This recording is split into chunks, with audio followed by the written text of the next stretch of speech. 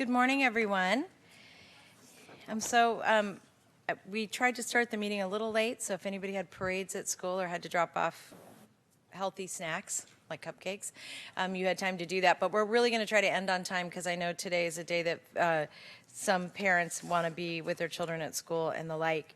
So what we're going to do is we're going to just introduce ourselves up here, and we're going to start with Rob. Good morning, Rob Coelho from County Counsel's Office. Jeff Smith, County Executive. Cindy Chavez, member of the Board of Supervisors. John Mills, County Executive's Office. Thank you. And Dave is on his way. Then I wanted to just do a real quick overview. We're gonna start with public comment today. I'm gonna do a brief overview, and then we have a pretty long list of folks who are gonna be presenting. So we're gonna use, Frank, I'm gonna ask to make sure we use the timer for presentations just so that we're really on time and make sure there's time for discussion. And is that all right? It's just that we're gonna time everyone today just to help us all survive today? No, I'm kidding. Yeah, you're good? You're okay? All right, so we're gonna begin with public comment, and let me begin by inviting Scott Largent up.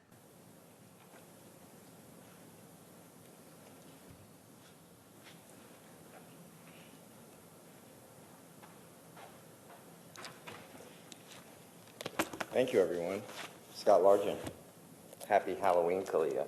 My daughter watches now, so she's 4.5, and supervisor meetings pop up on her YouTube, so when she's watching all her little happy shows, she gets to see Dad. So we got to work on correct language, too, for Dad. We don't want Kalia learning anything bad. I had a pretty neat costume together. I've been working on this thing for about a week. This was not the original one. Kalia wanted me to be a bumblebee. And Dad's on a real budget these days, so I had to try to make a costume at home. By the time I got on the bicycle this morning, there was no way that thing was happening. I mean, I had the stinger on the back. I mean, this thing was a beast. So I made it out the back gate, and it didn't work out. So I took everything off, and I'm a referee today, so which works out pretty good. Most of the financial issues I've been dealing with lately, maybe in another 5 years, my daughter will understand this part. I've had to get transcripts for the civil proceedings that I'm dealing with the city of San Jose. And I was able to finally purchase this transcript right here. It cost me about $180. Since the city of San Jose is going at me on a civil level for protesting, I have to come out of pocket for this. And this is all related to the same criminal proceeding that I went through, and it was just for fighting for my property, my father's ashes. I mean, you guys have heard this over and over again. I'm fighting my own battle, and I'm going to win. I have been able to find out a lot of information regarding the San Jose Police Department. I've gotten 911 calls, 311 calls, call for service. I just kept digging and digging and digging. And they don't like that, but it's wrong what they did to me. And the radio traffic and communication at the police department is absolutely pathetic. What they planned on doing and machinating against me is disgusting. And I'm able to prove it. I'm able to put videos together and put them up online and show exactly what happened. It's wrong. My complaint should have been taken care of. My property should have been returned. And most of all, I should have been told where my father's ashes are at. Could you imagine that if you had a parent in an urn and they would not tell you where it's at? I wanted to find that stuff. And in case anybody else didn't realize, I wanted to find my teeth. I had teeth in my motorhome. I had medication in my motorhome. I had things that were important to me. And the people that I interact right now that are homeless are losing all these belongings.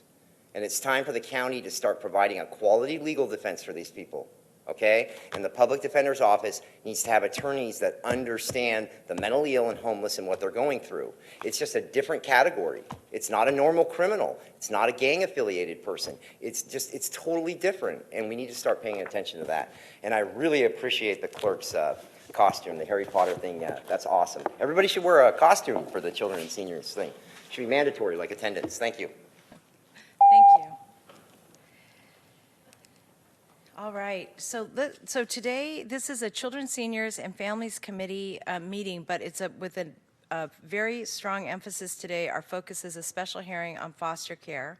So what we're going to do is I'm going to ask each group to come forward, and let me just make sure I've got both agendas in front of me. So what we'll do is we'll begin with item 3, and this is to receive a report from the Social Services Agency in the Office of Cultural Competency relating to the cross-agency service team reporting. And if everybody could come forward, and as you come forward, if you could introduce yourselves, that would be very helpful to us, and I'm sure to people who are watching at home, including Kalia.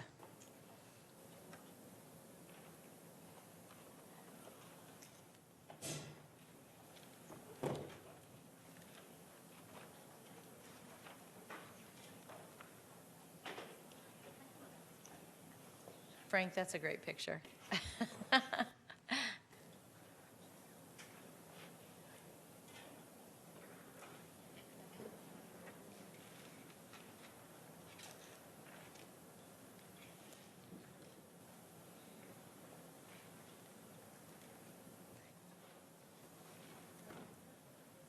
Frank, do you have the list of times for each of the presentations? Oh, good. Thank you.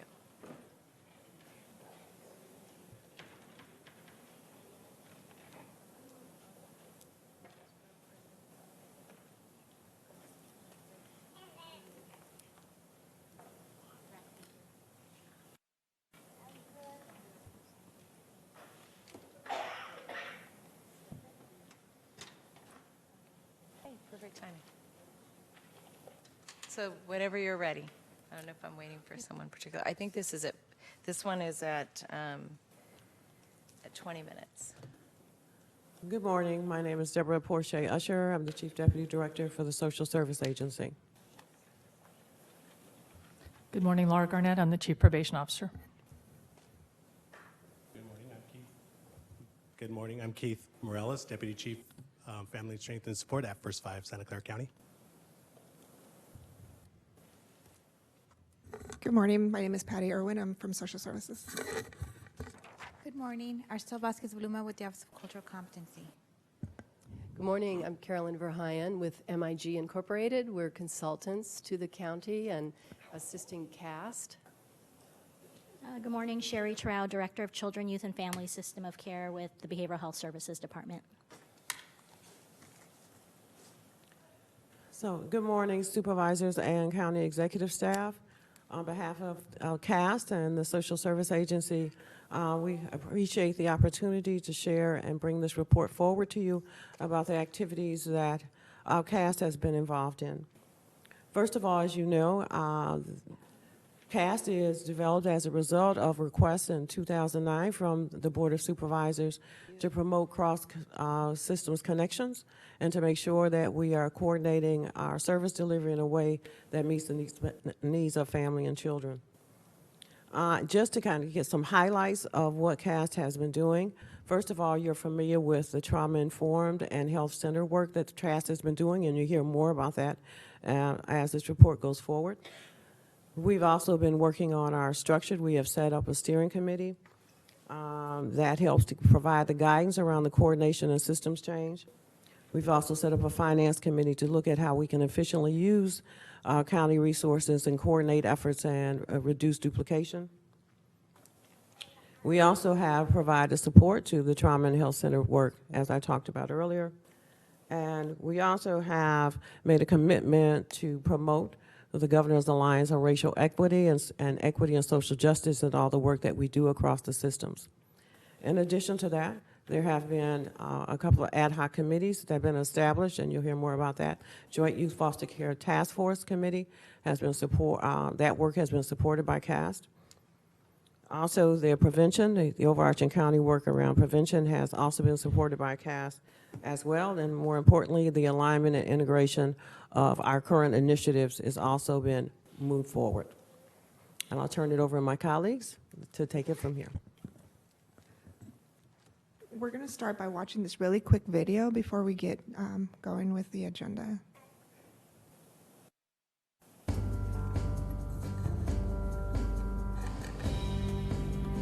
Social services play a huge role in improving lives. In fact, in 2013, the Institute of Medicine released a report. It was Shorter Lives, Poorer Health.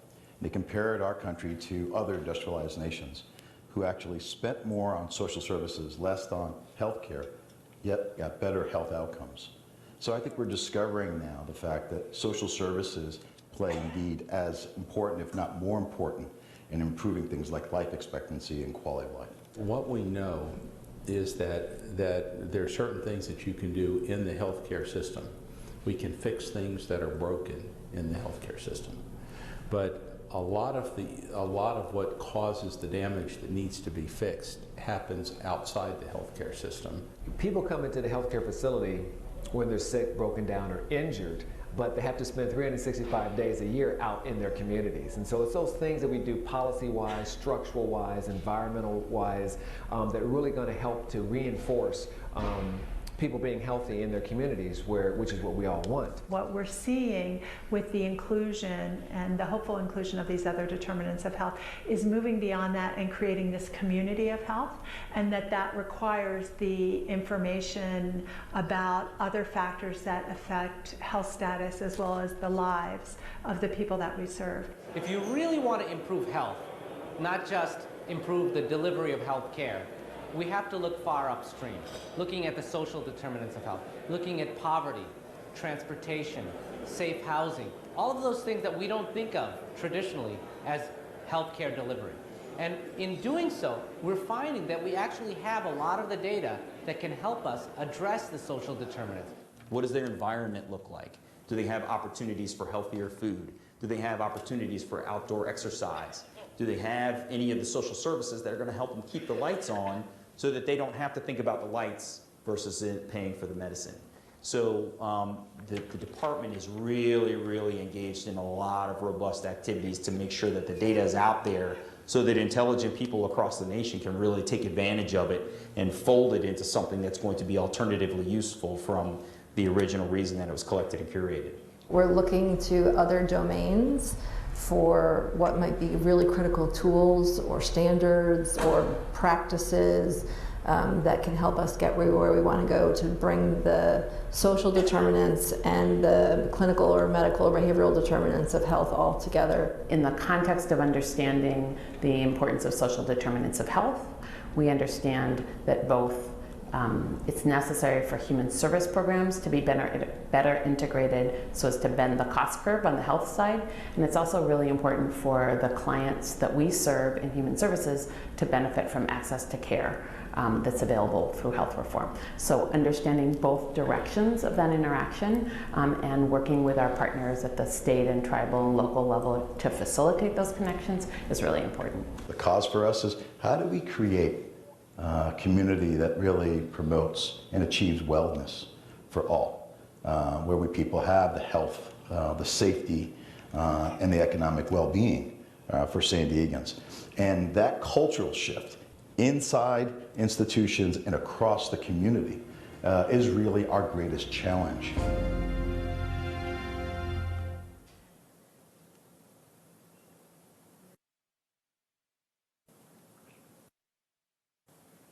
Pick the next video.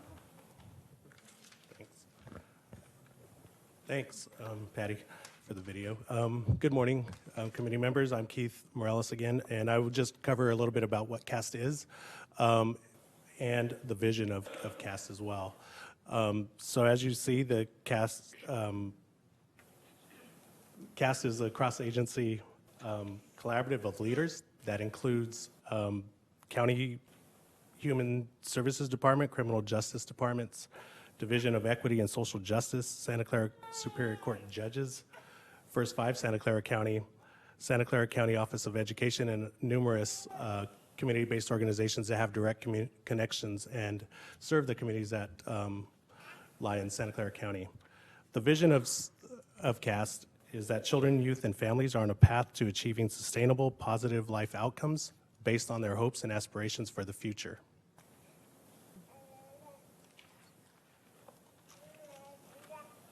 Okay, good morning. This is Sherry Terrell again. I'm just going to highlight some of the goals of our cross-agency services team. Deborah highlighted some of these in her introduction, but just to provide a summary, our first goal is to facilitate cross-system linkages in order to streamline and improve service delivery across child and family serving departments, agencies, and the community. We're really looking to transform the county system of care to promote trauma-informed and healing-centered policies, practices, and resourcing decisions. So really thinking together about the way in which we decide to resource, our recommendations around that, and how we can really promote truly trauma-informed and healing practices. And finally, promoting community-driven and relationship upstream prevention efforts. I think as you just saw highlighted on the video, it is really critical to be able to think about social determinants of health and how do we move upstream in order to mitigate some of the challenges that we're experiencing in our communities through a prevention strategy. This is another slide which highlights some of the information that you just received through the video.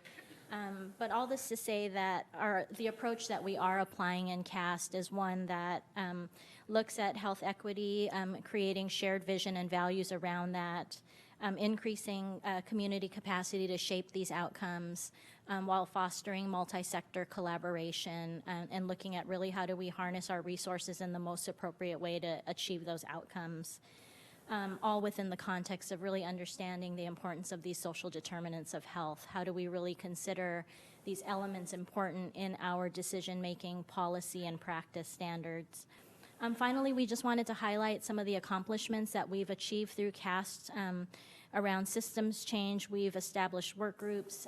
We've established a formal governance process. We've had system change collaborative meetings and a promotion of community-based strategies. Around the countywide prevention efforts, we've established a work group as well as development of strategy with clear definitions and recommendations related to how do we think collectively around prevention strategies across our county and community.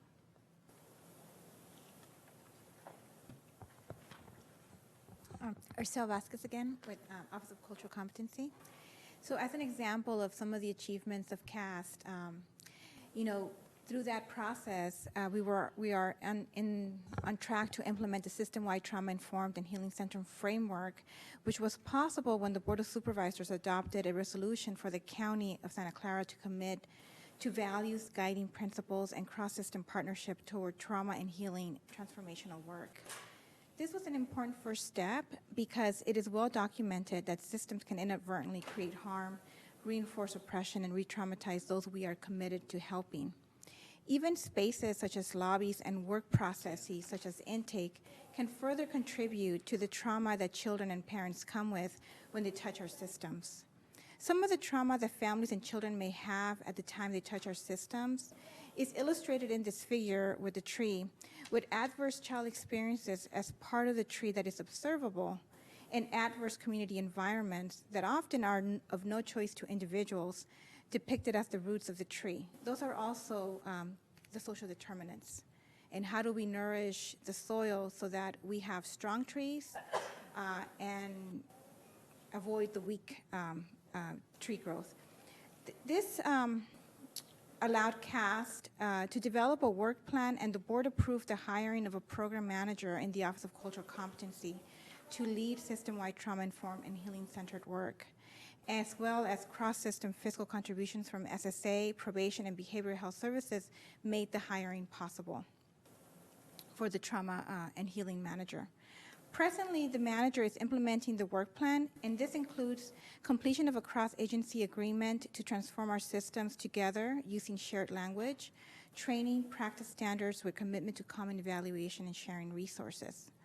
As an example, we are partnering with San Jose State University to assess county agency lobbies to ensure that they contribute to customers' path to healing and that no unnecessary trauma experiences are added. We are also working to build internal and community capacity to train a crop of circle keepers, as well as deploying with the support of the National Compadres Network and train facilitators in La Cultura Cura modality, which roughly means that our cultures have the ingredients for healing, to support healing and support circles for county staff. Thank you.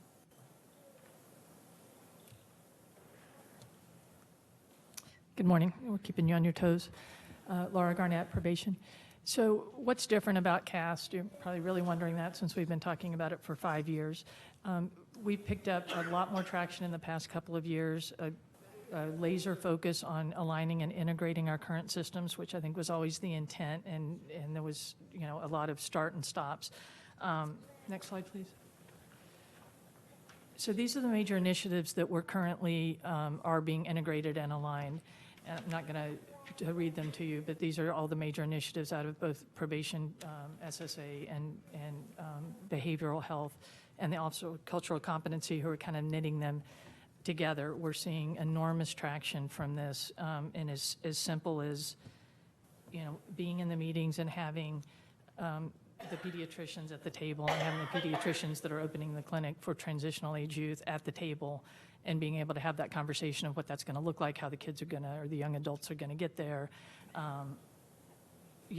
Having that organic conversation and having the right people in the room to have that is can't be overstated at all. And that was actually last week that we did that. Carolyn Verheyen with MIG. CAST is a collective impact effort, and as you may know, this is an approach that is proven and used across the country and the world now to address intractable problems like child welfare and homelessness and some of the challenges that our county faces. CAST is based on this philosophy and approach, and we have all of the elements that you see there that are considered to be essential components of a collective impact effort. For instance, we have this common agenda, we have a shared vision, deeply held values that all of us around the table share and are driven by, in fact, every day. We have our backbone organization, SSA, currently is functioning in that capacity. We have our open and continuous regular communication in the form of our regular monthly CAST meetings, our ad hoc and standing committee structure, our formalized structure, so that certainly is in play. And then there are so many activities that are mutually reinforcing that are happening across the county. You'll hear about some of them. We're focusing in today on some of them. But there are others that are happening even outside of the membership of CAST that we're trying to get a handle on and align. We're being very intentional as well about shared measurement and creating a way to talk about the impact that we're achieving together. So in summary, we want to share some of the action items that CAST will be focused on moving forward. The system-wide framework, the implementation of the Trauma-Informed and Healing-Centered initiative continues on our radar, and we'll be committed to moving that forward. The CAST governance structure, you heard about the formalization of that, and because of all the work that we're doing, that was necessary, and that was adopted in October 2019, this month, recently. We will continue the network mapping of prevention resources, efforts, and initiatives, as we've alluded to earlier, and augment the prevention network map with additional data to ensure that the information is current and accurate. Countywide prevention framework, we continue to build upon that, and that allows us to make sure that any new initiatives or those that are in the community are then also interfaced with the overall work that's being done. The Joint Youth Foster Care Task Force implementation, we'll be assisting in any way that we can, the coordination and identifying support needed to implement the Jiffy TIF, as we call it fondly. The Integration and Alignment Initiative, you've heard us talk about trying to, and Laura alluded to, coordinating and integrating our efforts. For example, we know a lot of our departments are doing a lot of community outreach, and so we begin to have conversations on how we can consolidate some of that. And so we're not inundating neighbors with different departments coming in separately, but jointly asking questions and also developing service delivery systems. Streamlining assessments. Beginning in November, another focus will be on how to convene a work group to examine the process for streamlining, screening, and assessments. We're now open for questions. Thank you.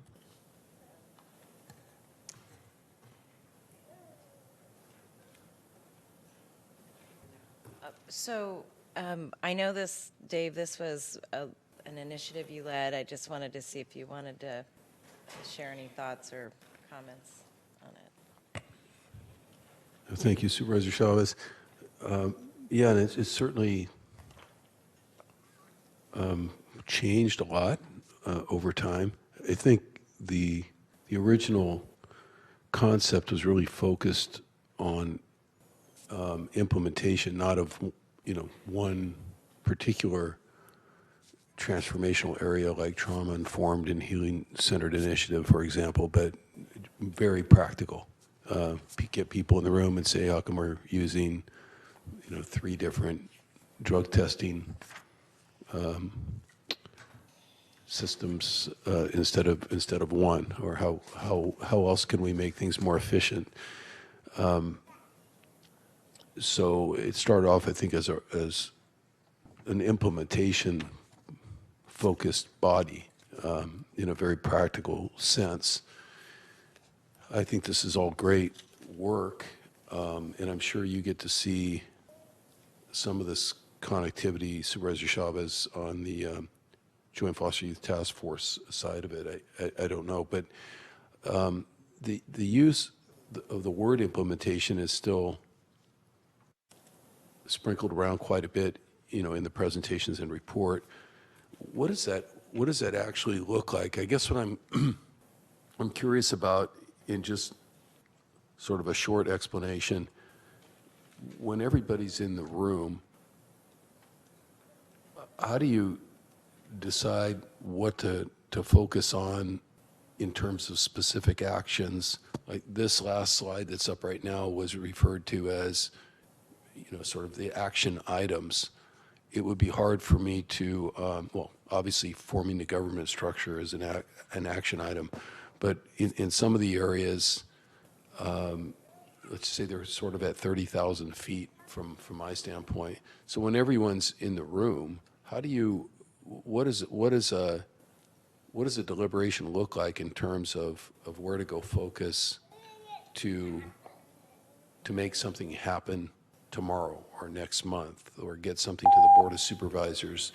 It's a two-part question, and in that conversation, are there any practices that have been brought in, going back to the inception, to sort of prevent groupthink? Meaning, as we all know, one of the most common resistances we get to change in any system, not just a County of Santa Clara system or department, but really anything out there, including how we deal with things in our own households sometimes, I suppose, is it's okay, we're on it. Thank you for bringing that to our attention. We're already working on it. We've already done that, or we're already doing that. So it's a two-part question. How do you form an agenda for the actual implementation? And secondly, how do you prevent groupthink from creeping into that process? Or do you do any of that? Thank you for the question, Supervisor. In fact, what you see in order to get the work done is the development of the work groups around prevention, the Joint Youth Foster Care Task Force, screening and assessment. Those are the folks that are closer to the work and then also are able to bring together their thoughts and the actual execution of that. And so we're relying on those work groups to report to us. I think we're at an advantage around minimizing groupthink because we're trying to integrate a number of different agendas based upon mandates that our partners have. And all those mandates require that all the rest of us be a part of it. And so rather than having us have siloed, coordinated collaboratives, we're trying to integrate where we can, where we have common outcomes that are expected and common processes and procedures that meet our particular target population, but also interface with others. So there isn't a lot of groupthink because we're all learning from each other, what each of our mandates are, what each of our expectations are, and then also we're also identifying those things that are in common across the board and those things that we target so that collectively we can work toward. And I open it up to the rest of my colleagues if they have any other comments. Well, I appreciate the explanation. And I'm not on the management side of things, and it sounds like you're very, very aware, at least, of the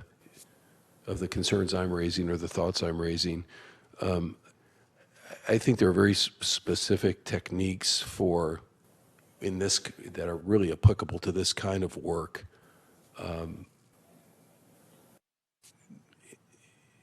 That can be used to break down groupthink, but it requires moving people, in and out of the room in a very deliberate way, moving people in and out of conversations in a very deliberate way. So I don't know who gets to be the keeper of the process. Maybe that's you, to make sure, you're comfortable that there's enough technique going on in terms of the way deliberation is occurring to make sure that we're not ever slipping into too much deference toward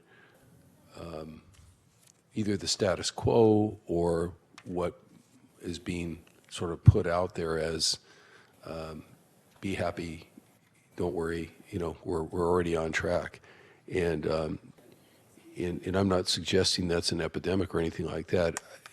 In this work, in CAST, it's, as we all know, it can be, it can be found anywhere from the National Joint Chiefs of Staff to, a staff meeting in my own office. So I was just trying to encourage that, especially in this kind of work where you're bringing folks together who have a lot of expertise in their own area, and certainly can be very, very persuasive to themselves and to others that things are on the right track, to make sure to use techniques and even bring people in, to coach those techniques, to make the group more effective in sort of, or as effective as possible in sort of challenging assumptions or challenging, statements that come up. That's all. I'm pleased that it's still around. I'm pleased that the work it's more than still around, that it's grown into something, I think that's got legs and that's figured out where it should be focusing itself. And I think that's all good. And but I also think it's not to put form over substance, but I think it's just one of those areas where form is almost as important as substance, to make sure we're drawing out where the greatest opportunities are, for change and for immediate implementation. So thank you. That's all I have, Supervisor Chavez. Thank you. I don't have any questions. I do want to just make one comment, Supervisor Cortese. To your point, MIG does facilitate the group. So the early days of CAST, where it was like massive groupthink and it went on for hours and hours. I remember because I was there, so were you. So it is facilitated now. And then we have, I just want to, nothing's perfect, but who we do have in the room always is Lacey, DAC, the Compadres Network. We have the doctors in there now. That has made it, in my opinion, just selfishly, like having the doctors in the room and being able to architect things with them in the room is like the best hour and a half of my month ever. So we have the natural advocates in the room always also. So I just wanted to tell you that because that hasn't always been the case. Great. Thank you for that additional explanation. Thank you, Chair Chavez. Thank you. And we're going to receive the report. I'm going to make my comments and feedback during the last 15 minutes of this on your work. But thank you very much. So we're going to move now to item 4, and this is timely medical and dental. And whoever's going to be presenting.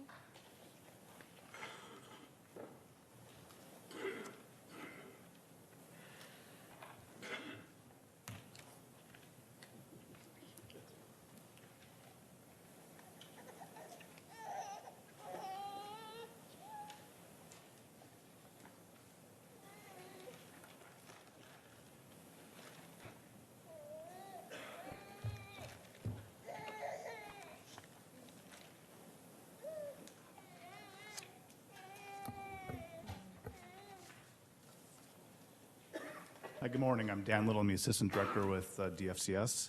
Good morning, supervisors and members of the committee. The Department of Family and Children's Services is committed to ensuring that all children in our care receive excellent medical and dental care in a timely manner. I am going to jump around a little bit in the presentation and just highlight one point. There's been interest expressed regarding an electronic portal, I think, for caregivers to have access to medical and dental information. So I wanted to report out that that is on DFCS's official project list with our TSS. So that's on for the fiscal year 2021 project list. So as soon as TSS can complete their evaluation, I can present back more of a specific timeline for that project. But it is something that we've added to our official ask for TSS to be exploring that. So the Joint Foster Youth Task Force recommended that 100% of all foster youth receive timely medical and dental services. However, the department realized that there were barriers that may prevent children receiving the medical and dental care in which they are entitled. As a result, DFCS conducted quantitative and qualitative reviews to identify these barriers. Surveys were administered to case-carrying social workers, public health nurses, and caregivers. Additionally, the department, in cooperation with the Public Health Department, reviewed case files where no documented medical or dental examination were entered into the Child Welfare System Case Management System database. As a result, the survey showed some top barriers for both the child's receipt of medical and dental care as identified by social workers and public health nurses, and these were that issues with getting the exams scheduled in a timely manner, and then confusion over getting the completed health contact form returned back from the caregivers. The caregivers identified the top barriers as not knowing when the exam was due, and then not getting a reminder to schedule an exam. And regarding specifically dental exams, barriers were the lack of providers who accept Denti-Cal, and then confusion over the dental services provided by the Spark Clinic. During the case review, there were two top barriers that were identified, included incomplete documentation within the Child Welfare System database, and then again, failing to get an exam scheduled in a timely manner. And it's important to note that during the file review, 92% of the youth who were originally identified as not receiving a medical or dental exam actually had a documented exam completed. There was issues with the documentation within the CWS system to show that they had those completed. So based on the findings, we identified several themes to address. So the first theme was that process barriers were more prevalent than resource barriers. A number of action items were developed based on that, such as scheduling and making scheduling and documenting exams easier by providing public health nurses a daily report of new children entering the system so they can connect with caregivers immediately. Providing informational brochures reminding caregivers that medical and dental exams needed to be completed within 30 days of placement. Providing caregivers with a required exam schedule and required forms to document the exams. And the expansion of one of our data systems called Safe Measures so that public health nurses can access medical and dental exam information that is billed to the Department of Health Care Services. The second theme is that additional supports are needed to help caregivers with scheduling exams and following through on exam documentation. One of the action items is to create a mobile application that would allow caregivers to submit health context forms via their smartphones. So that would remove the burden of having to use paper forms, and it would allow for an immediate submission of those completed forms. And then the final theme was that caregivers need more communication about reliable medical and dental care providers. So some of the action items were we're providing caregivers the assigned public health nurse name and contact information within 48 hours of placement, providing caregivers with a centralized phone number for public nurses so they have questions answered quickly and assistance in finding providers, and giving caregivers information on the Spark Clinic within 48 hours of placement. So some of the additional action items that we're doing, based on a change in the law that requires us to get parental consent prior to doing the initial medical exam, we are running into some slight barriers in getting those completed before the initial detention hearing. So we're going to bring that first to the parent advisory group to get some feedback from the parents there on how we can better engage parents right at removal to also get that consent form completed. Also working with the courts to get that early consent at detention hearing, which usually is within 48 hours, so we remove that barrier at the front end. Implementation of a central point of contact for the qualified health centers to coordinate care with DFCS, and also having the public health nurses attend all of the CFTs. So with that, I'd be happy to answer any questions that you may have. Great. Dave, do you have any questions on this? So, so first of all, Dan, I just, a couple things I wanted to just start out by saying is that I very much appreciate the body of work that's been done on this, and I know we're moving in a positive direction. I also really appreciate understanding what the barriers are and what kinds of strategies can be employed to address them. Two issues that I just want to make sure stay, top of mind, and one is that as we are, as you all have been working on the family approach to addressing children who are in crisis, one of the things that I've been curious about is in LA County, where they have such a strong now multi-year culture of family finding, as to whether or not they are having better success in getting medical sign-off because a parent or guardian knows that the child is going to be with their family and they don't feel quite as concerned or panicked about not being able to continue to care for that child, and in particular in making medical decisions. So I'd be interested in us understanding that. And I don't know if there are other areas, and I think we have to really think about California. Like in some ways, looking outside the area, outside the state, is not helpful, but particularly relative to the number of medical professionals that are available. That's something that was raised with us a while ago, and it might be worth, and I don't know if Kathleen's here, but it might be worth us even having a conversation with Healthier Kids, because at one point I think you all did do a study, or maybe just, for lack of a better word, sort of a count of how many doctors that we had that worked with children in particular. So I think if we could marry the availability of services with the types of insurance, along with the practices that may make people feel more comfortable, I think might give us a little more light. And I can absolutely reach out to our counterparts in LA to find out specifically if they can give us data on the medical timeliness component. And we can also start doing some work on that second question as well. Great, thank you. Yeah, thank you. All right, so we're going to move on to, let me see, to item number 5. And by any chance, is John Hogan still here? Yeah. John, I'm sorry I missed you at wanting to speak at public comment. Was that what your intent was, public comment? Yeah, I mean, it's on topic, but. Are you staying for the whole hearing? Yes. Because what I might recommend is that we put it under item 8, which is the subcommittee on Jiffy Tiff, if that's all right. Okay, thank you. Thank you. I'm sorry, I just made an assumption that it was 8. I didn't look at the number close enough.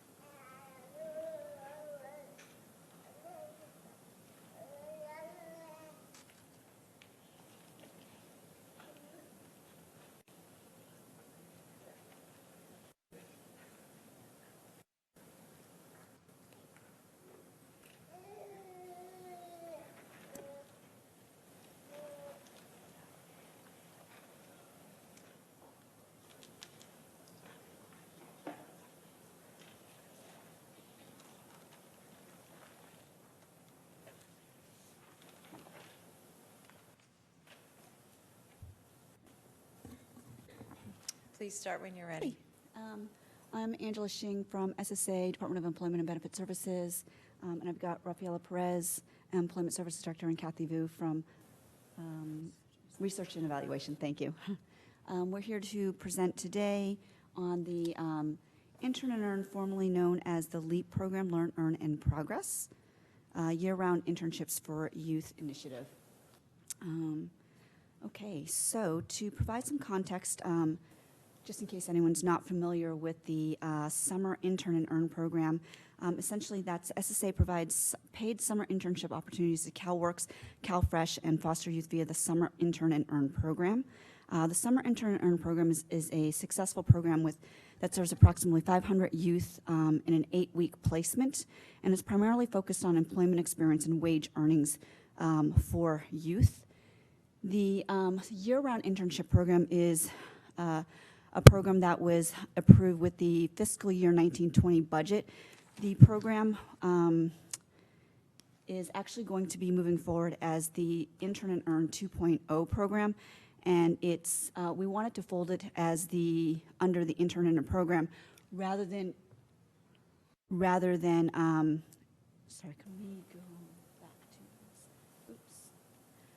Rather than building a new program from scratch, the LEAP program. The Intern and Earn 2.0 demonstration project will build upon the Summer Intern and Earn model, expanding upon the focus of employment experience and wage earnings to incorporate the CSFC vision of professional development and skill development, supporting youth in career pathways towards self-sufficiency. Let's see. The Intern and Earn 2.0 program, in contrast to the summer model, will focus on professional development, skill building, and transitioning to employment, education, and vocational training. It will aim to provide year-round paid internship opportunities for youth ages 18 to 24 who are neither employed nor enrolled in post-secondary education programs. The Intern and Earn 2.0 program is currently in the program development stage. It's a collaborative team, including those from DEBS, DFCS, and SSA Research and Evaluation, who have looked at models from various youth-focused professional development programs. The team is in process of establishing a youth steering committee that will provide feedback and help in designing the program. We anticipate that the internship itself will be 6 months in duration.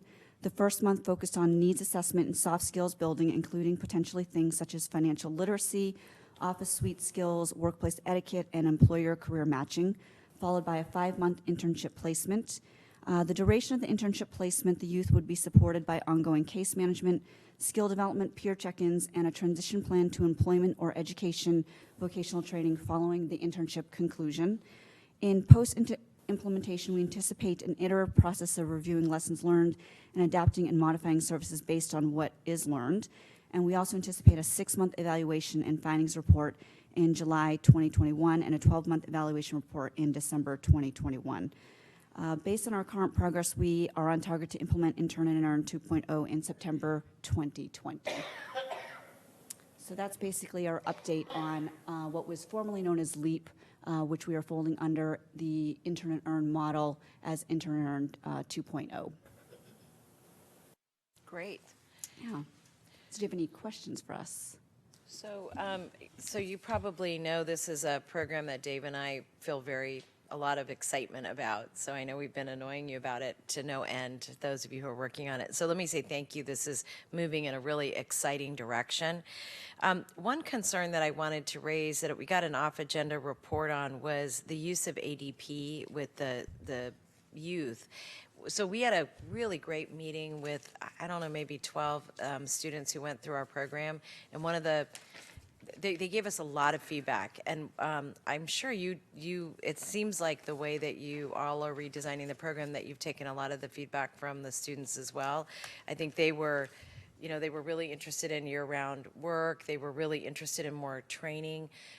I think on their own they understand the need of financial literacy. There are two, but on the ADP, the issues that they raised were that it costs them money to get their money from the ADP process, meaning that if they were trying to withdraw it, I think they had to pay some sort of fee. And then some of them wanted to get direct deposit into their own banking accounts and that kind of thing. So my question for you is, we got a note back saying, nope, we're working with ADP and it's going to be fine. And it wasn't dismissive like that, but it was just kind of clear, like, no, we feel good about this. But I'm really interested in resolving the issues that the students raised. And I wonder if when you made a decision to stay with ADP, if that was done in collaboration with talking to the youth about how the changes that ADP was going to be making would in fact have an impact on them appreciating ADP or not. Yeah, so I think we did actually talk quite a bit about this extensively. I know Rafaela can probably provide more detail, but you know, a couple of things there. I think that in terms of the forward direction, we want to make sure that the youth are well educated on various options. And the direction really is that the ADP card, especially with shorter programs, is the more likely option. However, we do recognize that options should be made available, and I think we are prepared to have that be have the various options be available.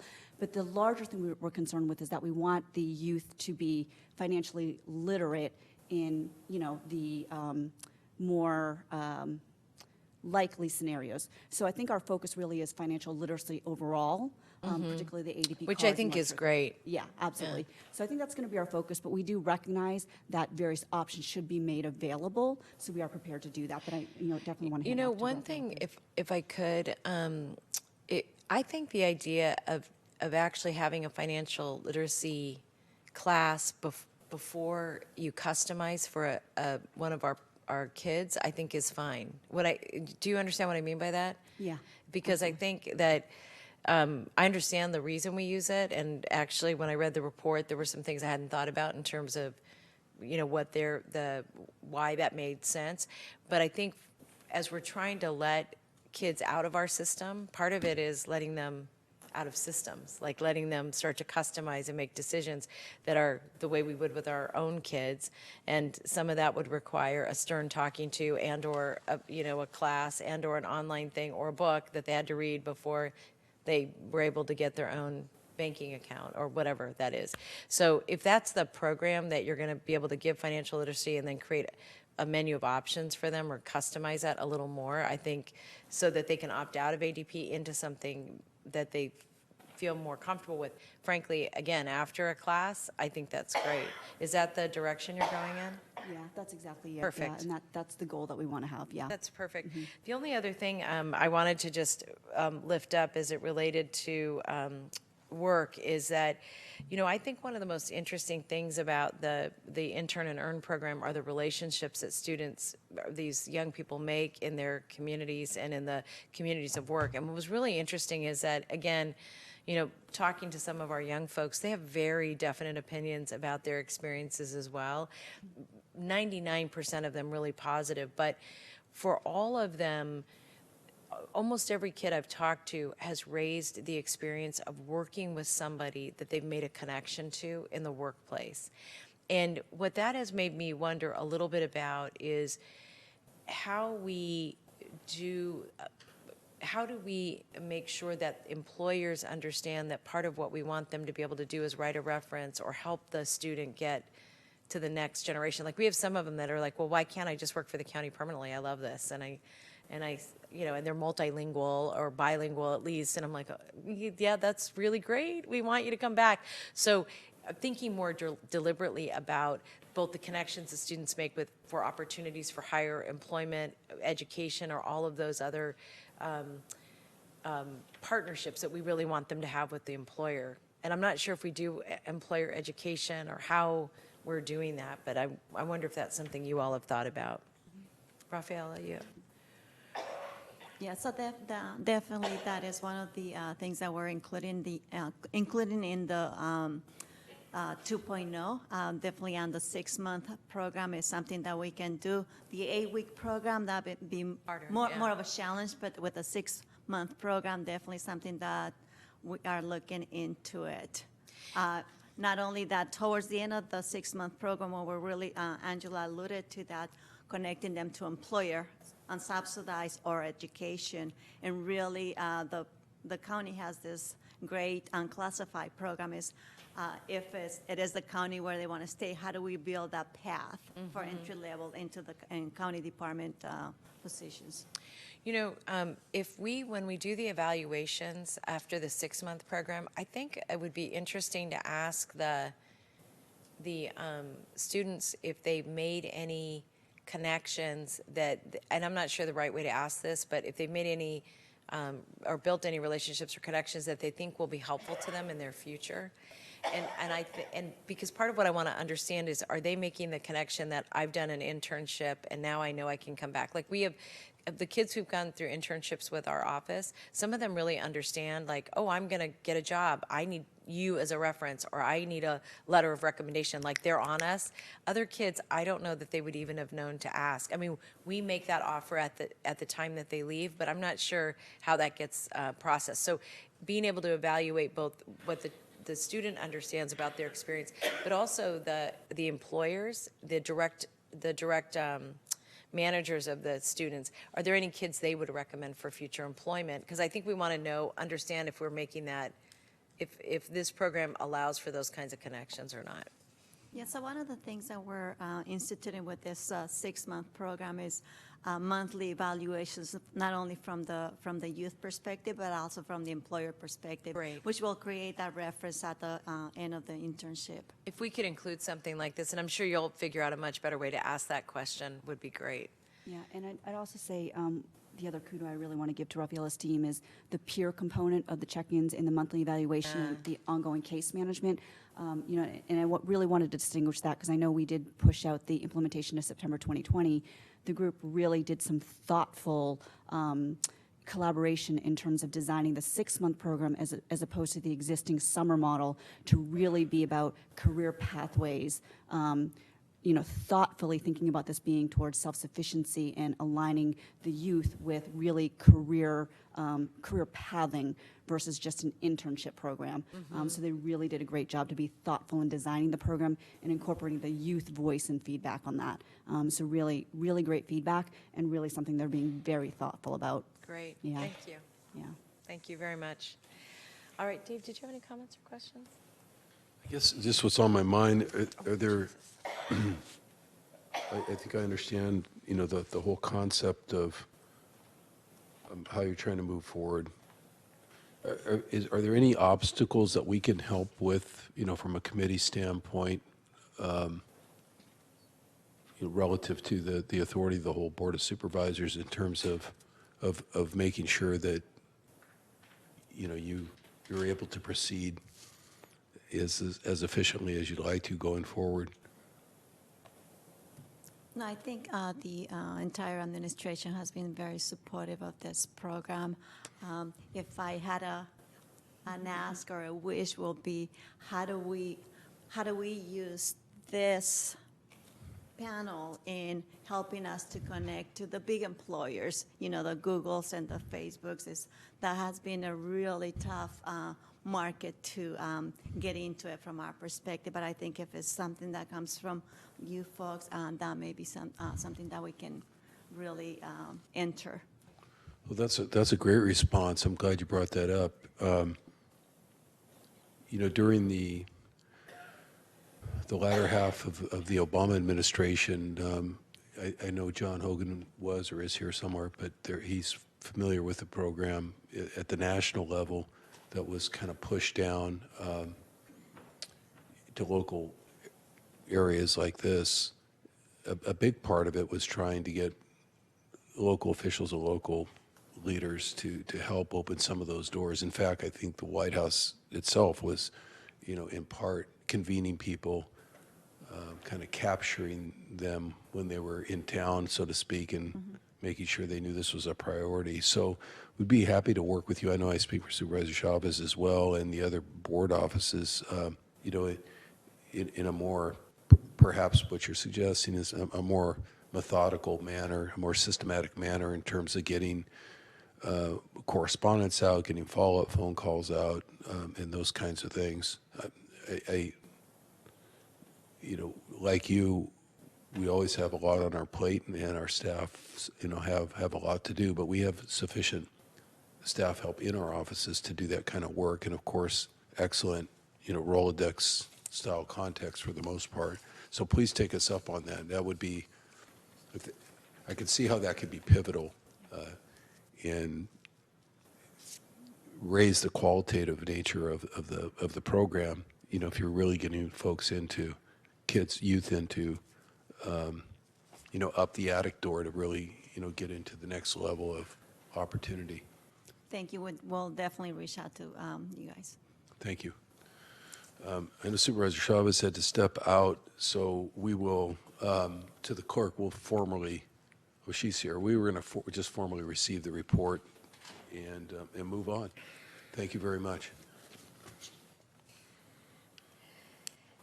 Thanks very much. And we're going to now move on to item number 6, and this is CAFCAS report.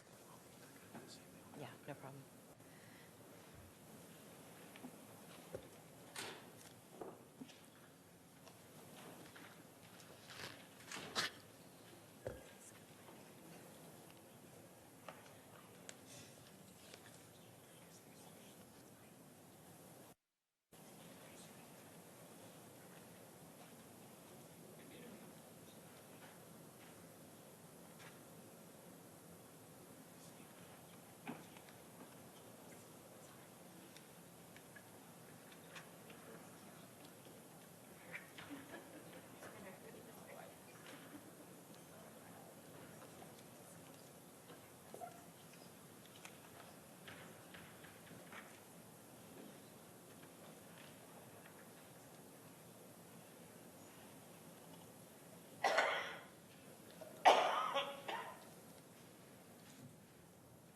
All right, take it away, Denise. Good morning. Good Thank you morning. so much, supervisors and committee members. I'm the executive director for CAFA, and I'm happy to be here today. This is my exciting once-a-year report that I get to come back and tell you all the nice things that we're doing, and then also see what else we can do for our families and children.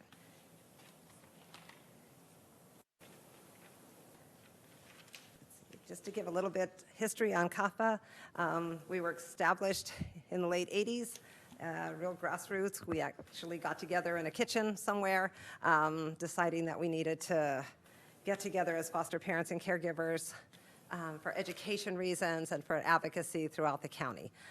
Now we have our resource center established this many years later, and we have 2 full-time staff members and 4 part-time staff members, and we serve almost 500 families that are part of the membership. So really, for small staff, they do a great job. CAFA's 10 fundamental service components: advocacy, support groups, trainings, resource center, liaison with DFCS to make sure that we stay connected with them. It is an advantage of ours to have a place, our resource center, at DFCS, so we kind of feel like we're in the middle of everything going on over there. Mentoring, we have 10 mentors that are very well-established foster parents and caregivers with well over 100 years of experience in the foster care system. Events and activities, we provide over 35 events and activities for our families during the year. Resource referrals, we support diversity and provide a voice for our families.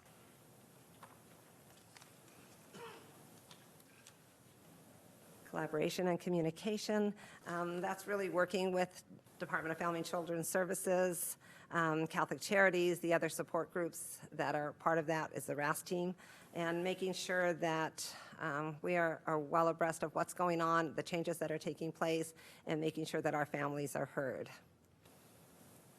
With services and programs and partnerships, community collaboration, we're constantly educating the community. We go to schools and churches and synagogues and anywhere we can to have a voice for our families and the needs of foster children throughout the community. Family programming events, we talked about that. Trainings, Foster the Bay is a wonderful group out there that we love to partner with, and it just gives us more support for our families and really educate other families to come into the system.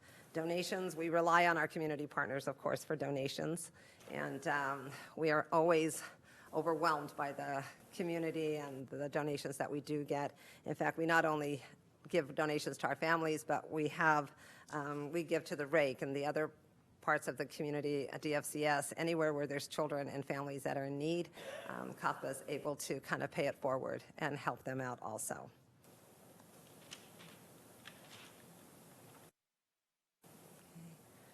We're very excited to have the contracts that we have.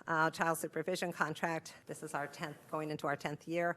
Our events contract, capacity building, and our most exciting one is our summer camp enrichment program that we were gifted this year as a contract, and we served over 325 children through that program, making sure that they were at summer camps this year and enrichment programs. So we were very excited about that, and thank you so much to give us the opportunity to do that. Foster care policy and support challenges. I had a copy the other day of a grand jury report from 1992, and it seems like we still have the same challenges that we did back in 1992, which shouldn't surprise anybody, but phone calls back from social workers and communication between foster parents and social workers, sometimes intimidation, sometimes accusations are given. So we continue to walk that walk and hopefully work closely with DFCS. QPI is Quality Parenting Initiative, and they're in there now, thanks to Amber, who heads that through DFCS, and is helping us really try to make some changes and open that line of communication better with social workers and foster parents. Transitions continue to be an issue. There was a transition coordinator hired 2 years ago that we very rarely see, and so that is a big concern of ours, that our families aren't able to utilize her like they should. And I think that's it. If you have any questions. Thank you. First of all, I wanted to say how much I really appreciate Kafka's work. I think, being an organization that advocates for foster families that's outside of the organization, trying to change and give input to our organization, and that you've stayed in there, I just want to say thank you. And I have just a couple of questions, and I'm wondering, Dan, if this is something you can answer. So I'm sorry you're sitting there, so you're the person I'm asking, and I know that Bob didn't plan this when he was out of town, so I'm kidding, he didn't. But the issue between how responsive the organization is, whether it's social workers or other services, how do you see our capacity to improve that? And I just want to say it's a consistent feedback that we get. It's been going on for a really long time. How do we change it? Yeah, Denise had mentioned Amber Braden, who's our Quality Parenting Initiative coordinator. So she's helped facilitate monthly foster parent advisory groups, which are actually housed at the CAFPA space. And one of the agenda items on there is to create a consistent and concise communication protocol for both social workers and foster parents that establishes timeframe parameters, who should be contacted. So I know that there is a draft that's getting approved that we're going to be rolling out to both foster families as well as to our social workers that are going to establish what the parameters around that communication really needs to look like. I'm able to meet with Denise and her staff on a regular basis. So these are things where I can get specific case examples to be able to go back and impact practice. So I know that's been a historic problem. And it feels like we're getting something in the works now that's going to actually put some parameters around what that needs to look like. Denise, do you have any thoughts on the direction? I think it's a good direction. It's just so drawn out. I mean, everything takes such a long time. So I don't want to sit here another 3 years from now and be saying the same thing. It's been 30, so I think it really needs to be. And I'm still hanging in there, you and your 30 Cindy. years. And I think it just needs to be really addressed and then come up with a good plan as quickly as possible. So here's a recommendation I would like to make on this subject. I think the protocol and the mechanism that it's getting rolled out on should come back to Children's Family Seniors Committee, let's say I don't know if 120 days is the right time frame, or your eyebrows went up. No, I think that I have my glasses it's been on, developed, so so I I think we can have it presented by Sooner? that time. Okay. Yeah. So what would be good, like January? I think January would be fine. Perfect. Yeah. Okay. And that way, Denise, we have a starting gate, and then also the other opportunity is to figure out, and I don't know the best mechanism for doing this, but to figure out the best way to get feedback so we know if it's working or not for both parties. Because I've talked to social workers too, where one of their challenges, besides all the incredibly tight deadlines for court and for reporting and all the other things the social workers are addressing, that that knowing, frankly, for both parties to know what's appropriate to be communicated with the social worker anyway. You know, like what are the appropriate topics and what should our expectations be as foster families? And then if it's not an appropriate topic for the social worker, then who? Because I think what happens is the social worker ends up being the number that gets given to the family, but there may be issues. For example, I'll use this as a small example, but if someone learns about, well, let me back up. I think one of the other issues that I don't remember if we're talking about today or not is just having a really transparent portal for families to be able to look up information and get it online so they're not calling. So for example, one of the things I was really struck by is when we did the summer program, we'd reached out to a number of organizations, including the city of San Jose, to say, wow, can a foster parent just tag that they're a foster parent, sign up for the class and do it online? And it was no, it was an act of Congress. It was going to take a button that we were going to have to wait a year to get the button put on. I mean, but then you have an exchange between a social worker and a foster family that could go on for days about how to get signed up for these programs. So if we can also, where are we with that? Maybe I should just ask that with the website update.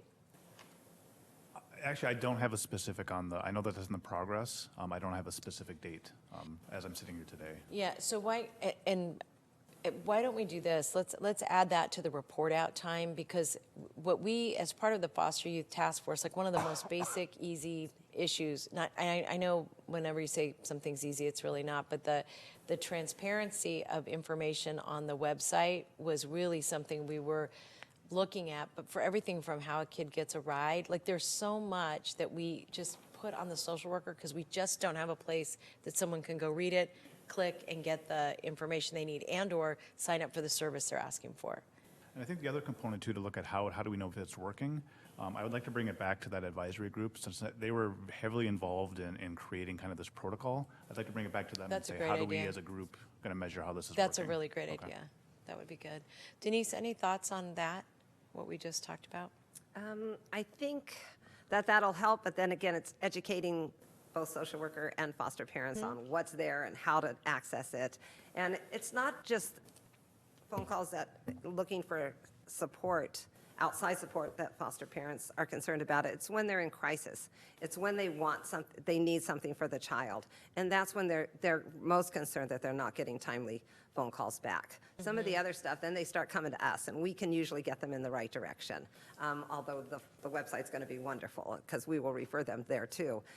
However, it's the calls back, like I said, when children are in crisis or when families are in crisis, that they're just not getting phone calls back. And sometimes it gets overwhelming, and we understand both sides, and foster parents always say that when they come in. We understand that they're busy and they've got 100 things to do. However, this child and our family's in crisis. Right. I think, Denise, so first of all, I have no doubt that we need to improve this, and I think both parties agree. I don't think that's an issue. I do think that, I think this happens to all of us, is that when you get calls of something that you could look up or that requires you to take even 5 or 10 minutes to go do something small, it backs up your day. And by the way, you don't always know, at least I don't always know, when I'm getting calls, what are the urgent calls over the non-urgent calls, because I just get so many, and I feel like for a social worker that must be times 1,000. Now, the other thing I just want you to know, Denise, is that we obviously need to provide this whatever support a foster family needs, and so I'm not suggesting otherwise. Like, I think we need to do that, but I think it's going to definitely be a partnership in terms of calling out how to prioritize that what we land on their desks. But the website, if it had been up, and this was again one of the earlier things we talked about in the Jiffy Tiff work group, I think we would already be understanding a little more about transparency. And by the way, I think that fits into medical, dental, and everything else, because the easier it is for someone to say yes online and have a single portal that they can sign into, the better. And, you know, we're not there yet, but we've got to really prioritize that. Second issue, though, is on the, I'm just going to raise this, you didn't raise it, is that, do you need water? I'm sorry, I'm good. I have some. The second issue that I wanted to just get your thoughts on is the role of the transition coordinator. And I'm putting this a little bit in the category of how we deal with the ombudsperson as well. May I give that to you? Thank you. Thank you. In that I want to make sure that both the ombudsperson or the person who's working on transition has a high enough leadership role in the organization that, Dan, does that person report directly to you? No, actually, the transition person is an employee through behavioral health. But they work for you? They work in the DFCS building, but they don't report directly to me. So they report through to behavioral health. So I guess, how does that work for the social workers then in terms of being responsive to that person or not? There is an internal process to inquire about that transition coordinator's availability to be part of the case transitions. I know that I've had discussions with Denise, and Amber, who we referenced earlier, has also been involved in those conversations. I think that at one point there was kind of regular meetings going on to talk about coordination, so I'm not entirely sure on the status of those. I do know that we've tried to make sure that person is available when there's a transition happening, that they can assist with that. So I think that this is an area that is worth a little deeper dive. And let me just tell you the problem I'm trying to solve, and if it's not a problem, you should say it's not. It appears from feedback from families that the transition coordinator's opinions are not as prioritized as the families think they should be, since so much of the challenge as we try to be more trauma informed, that in fact if being trauma informed and trauma responsive is our highest aspiration in terms of making sure there's a smooth transition for the child, but we're not actually being responsive to that's where there's a confusion. And frankly, we have two different schools of thought, literally, potentially, where we have behavioral health and then we have our social work team. So getting those things worked out, particularly when there's not a single chain of command, literally where someone can call balls and strikes above both partners, is, I find, probably a little perplexing. And definitely it's the feedback we've gotten from some of the families. Is that accurate, Denise? Yes, I think that's what the biggest problem is that the last time I did hear that she was in one of the meetings, she had a recommendation that supported the foster parent, and the social worker totally did not even look at that recommendation. And so she does need a little bit more clout in our perspective, looking at it. It's like, okay, we have this person, it's wonderful, we all wanted this liaison here, but it doesn't seem to make any difference what her recommendation is. The social worker is going to go ahead and do what she needs to do, as opposed to listening to someone who has that mental health background and behavioral health background. So, hi, I'm just joining this as I just kind of raised my hand in the audience to say that behavioral health does, in fact, supervise and support this individual clinician who is the transitions coordinator. So I appreciate very much the feedback that's being provided, and I think we can have some conversation about how best to organize this, to your point, around kind of supervision and some of the complexity of having that housed in two separate departments. I think we can work that out and come back and do a follow-up report around that. That would be great. That would be really good. And if you all could work with CAFCA on it, and that would be fabulous. Thank you very much. And again, I want to thank you for your candor, Denise, because I know people are always a little bit nervous about let's make change, but I really appreciate that. And Dan and Sherry, I appreciate your leadership on addressing these issues. Thank you. Good. Thank you very much. All right, so we'll accept that report, and then we're going to move on, if we can, to the CAN Center. This is item number 7.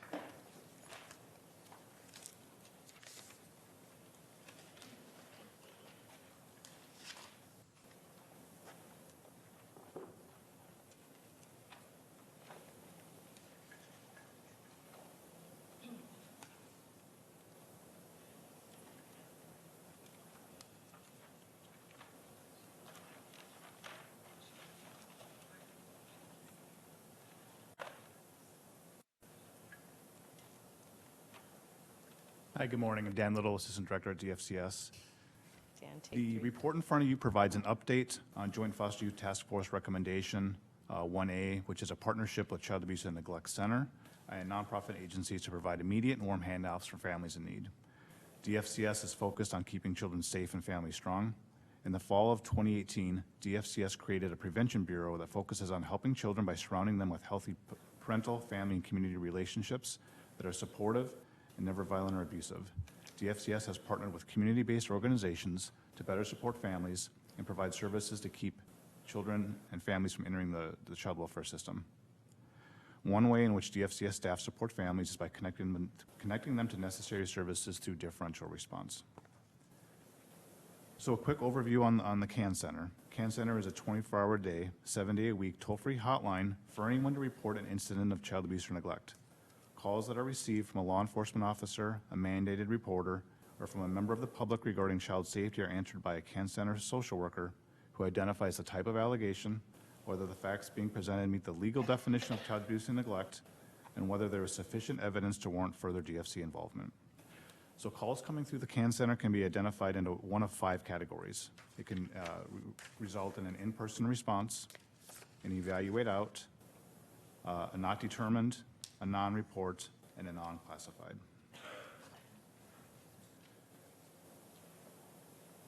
So evaluate out are one potential call outcome. And DFCS current practice is to refer all cases that are considered evaluated out to its differential response team. These calls do not meet the statutory definition of child abuse or neglect, but the CAN Center social worker believes the family, who is the target of the call, could benefit from services that would help keep them out of the child welfare system. The DR coordinator reviews the case referral. If it meets the required eligibility criteria, the coordinator will contact the family with an offer of possible services that would benefit the parents and children.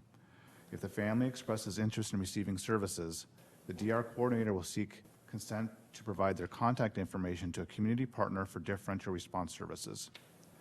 If so, the provider will contact the family. Now, when we're looking at this particular practice of referring the evaluated out, thus far we're seeing a pretty small percentage of families that are actually getting to the point where services are being offered. For April 1 of 2019 through June 30, 2019, we had a total of 805 CAN Center evaluated out calls. And of those, it only resulted in 12 families actually getting referred to a community-based organization. And of those 12, only 8 actually agreed to do service planning. So that component didn't result in a lot of output of engagement with the community. Additionally, social workers who respond to an in-person referral can discuss voluntary services that are available to the family, and if recommended, link the family to a DR coordinator for possible service options. Non-reports is another CAN Center call classification made by the CAN Center social worker. These calls do not include allegations of child abuse or neglect. DFCS is reviewing its process to determine if early intervention or its new pathway prevention can serve these non-report referrals. DFCS and TSS are working towards implementing a RAP code, which is an application that could electronically capture all types of calls received by the CAN Center. This application would include a drop-down and click item menu with a list of options that would allow CAN Center social workers to quickly identify the type of issue presented by the caller, such as general information calls, and indicate the outcome of the call, such as the caller was referred to 211 or the differential response unit. That will just allow us to provide some additional information on what are the results of the calls. DFCS is also working with TSS to create an application in Phoenix. Phoenix is our current application to make referrals with our DR providers that would automatically refer non-report referrals directly from the CAN Center social worker to DR resource coordinators. The change in procedure would result in more families being contacted and connected to services within a short period of time. So the idea is to decrease the gap between that initial contact into the CAN Center with a concern for a family and that process to engage that family in possible services. So as I had stated, there is a current concern with the return on investment for the current way the practice is working with the kind of pseudo-warm handoff between those evaluate outs and that connection to the family, that I think we're looking at different ways to bolster that engagement. Right now, the main barrier is that the individuals that were actually contacting the CAN Center are not the family or the immediate family. It's typically another mandated reporter or law enforcement. So the challenge is to how can we quickly engage families that may or may not know that a call came through the CAN Center, and then offer services. So I know that the Prevention Bureau and the Differential Response Coordinators are looking at what kind of additional options we have. I know that there were some options presented in the report, including some options from other counties that I think we're going to explore to make sure that, again, they're going to meet our need with maintaining privacy that we need to, as well as engaging families to the utmost capability. The ultimate goal is to have a robust prevention system that stretches across the system. So to that goal, the Prevention Bureau is further engaging in talks to say how can we increase the prevention efforts. So with that, I would pause for any questions you may have. Thank you. Dave, I just have a couple if do you mind? So first of all, I wanted to say how much I appreciated the detail in the report. It took care of a lot of the questions I have. One of the recommendations from Jiffy TIF was really to focus on folks who we get a call from or about that are relatively low level that we don't see a need to intervene right now, and get them connected to nonprofit partners. And I know that initially there was some concern about what information could be shared from a call to, with our nonprofit partners. And so there was a little bit of reluctance on our, on your behalf, not you personally, but the organization to move into that area. Our office found a program called Neighbor to Neighbor in Orange County. And that program model is really intended to get us on the prevention end, to do really early intervention. We get a, and I'm not even going to call it a red flag. It's kind of a yellow flag. We've decided not to pursue it, but that there's a real mechanism for having somebody in the community follow up. And I think there are two big advantages to that. I think one advantage is that we can start to determine what early interventions may keep kids from getting into our programming, our foster program at all, so that we're looking early on. I think the other is to determine whether or not we see trends in need that allow us to respond at an earlier and sooner level. In a couple of weeks, we're going to be doing a hearing around childhood sexual abuse. And I've come to believe that that it's a bigger problem than, and I base that on more anecdotal information, but also just looking at the statistics of particularly women who end up in custody eventually, that almost all of them were sexually abused before the age of 14. And so what that's made me think a lot about is how building, again, creating opportunities for more early intervention may prevent more abuse and do it at a much earlier level. So I'm excited about really engaging our nonprofit partners up and down the needs, because I think that's the right move for us. But I'm really interested in us focusing on the prevention and intervention that we can do at the earliest level. So with that, and with taking a look at other programs, do you have a sense of when you would be able to take a look at them and then bring that back for discussion? So I think we've already been doing some work on analyzing some of the other programs. Oh, great. I've reached out already to some of the other jurisdictions to find out, because I think along with the kind of general sense of what the program is, I really want to look at what outcomes have they actually obtained.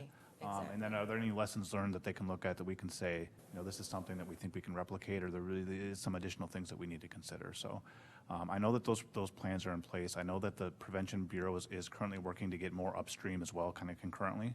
So the work that we're doing with First Five and some of the other work there, to really get to that point, to your point of that primary prevention, that how can we get with families in their need before we get a call to the CAN Center. So I would say that to get that information, if we can come back, that like in 90 days, I can probably have some additional information. That would be great. I really appreciate it, Dan. Thank you. And again, I just wanted to say, really detailed, and just to tell the folks at the CAN Center, we know they have a hard job. I'm sure they it's very challenging, and really appreciate both that. And I think the next phase of work that we're going to really need to take a look at is the assessments overall of the timing in terms of our ability to follow up on cases based on our ability to triage them. And I love the idea of the drop-down menu, because I think that's going to help us understand what we're able to triage and not with a little more specificity. So thank you for that. Dave, did you have anything? All right. Thank you, Dan. Are you going to just come back again? You might. I feel like I looked up and there you are. Or are other people going to join you for item 8? And, but, you know, and also, John, do you want to speak before this item starts, since you've been so patient, and that way you could put your thoughts forward? Thank you. While everybody gathers, and again, I apologize. I saw the Jiffy Tiff name, and I went to item 8 instead of looking at the number. I apologize for that. No problem.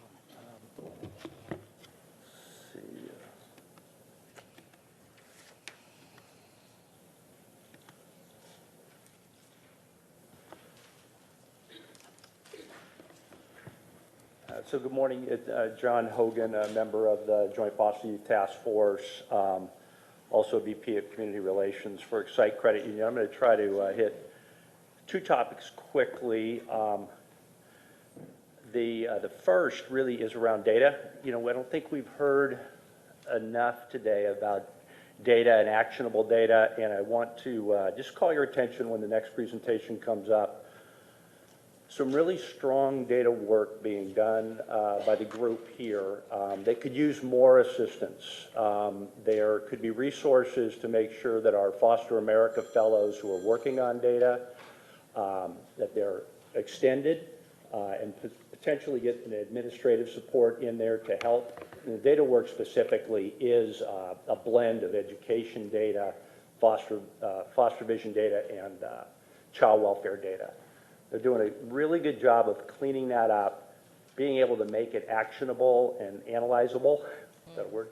A quick example, 80+% of kids in the Pivotal and Child Advocates program graduate on time.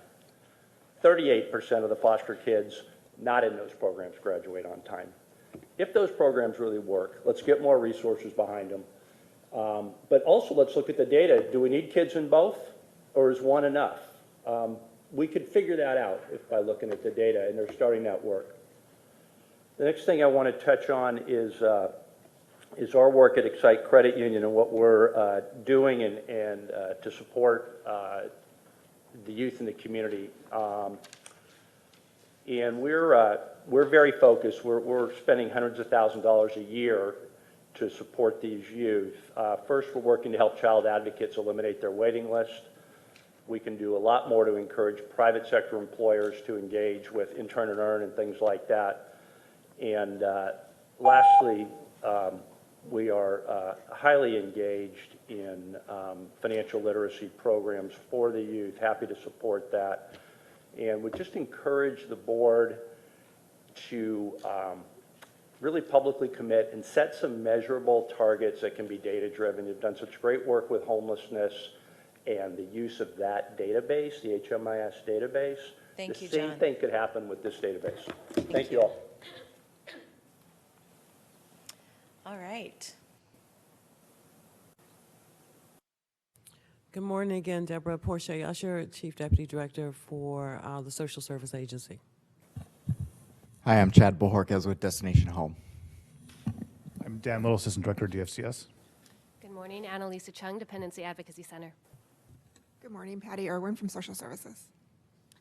Good morning, Katie Hebner, Office of Research and Evaluation at Social Services and Foster America Fellow. Good morning, Joe Harity, Director of the Opportunity Youth Partnership. All right, welcome. I'll start off, if I can, this morning. Again, we appreciate the opportunity to present the update on the recommendations and the work being done today on Jiffy Tiff, or the Joint Foster Care Youth Task Force. It took me a long while for Patty to teach me Jiffy Tiff, but it was just not an acronym that worked really well with me. So in June 2018, the Joint Foster Youth Task Force delivered final recommendations to transform what was a crisis system into one that was more proactive and coordinated to the supervisors and a county office of education Today, we have the opportunity to present the updates per your request in April 2019. And also, as we discussed earlier, CAST, in supporting DFCS and SSA on this work, developed a cross-systems Jiffy TIF team to help us begin to not only look at what the recommendations were, but begin to take actions. And so with that, I'm going to turn it over to the team as we go through the slides with you. Thank you. So today's highlights, we're going to actually focus on the items on this slide here, and I'll go ahead and start with the next slide. Daniel. So recommendation 1A is the partnership with the CAN Center for the warm handoff, kind of ties into the presentation I just completed. So that's something that I think when we're looking at our overall prevention efforts, it's really how can we say that we have an efficient handoff to make sure that we're connecting families in the point of need to the resources that they need at that moment.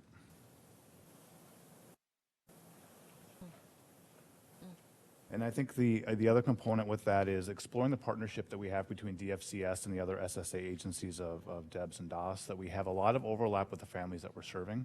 And how can we leverage the existing resources that we have across SSA to, again, engage those families in successful prevention measures to make sure that as an SSA system, that we're meeting all of the immediate needs of those children and families. And then establishing the timely medical and dental. That's something that's at the forefront of our work to ensure that we're meeting the immediate medical and dental needs of those children. And how can we remove the barriers that we have for families as well as caregivers to ensure that those services are in place timely.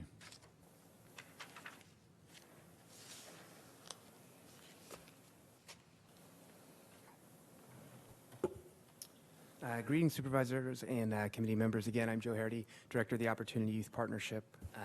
That's a 6-year-old collective impact partnership laser-focused on education to career pathways and the development of a true opportunity ecosystem in Santa Clara County.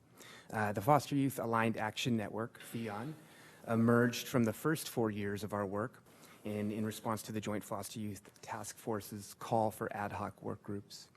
FION is a strategy to support coordination across the many existing agencies, services, and institutions serving current and former foster youth.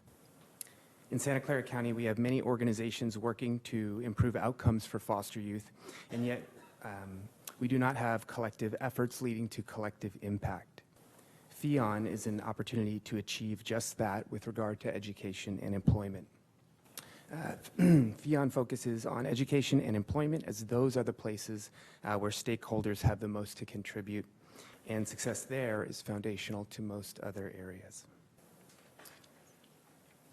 So, reiterating what Joe said, FION's not a direct services program. It's really about building connective tissue between programs so that we can better leverage the resources we have and build evidence for the resources we need.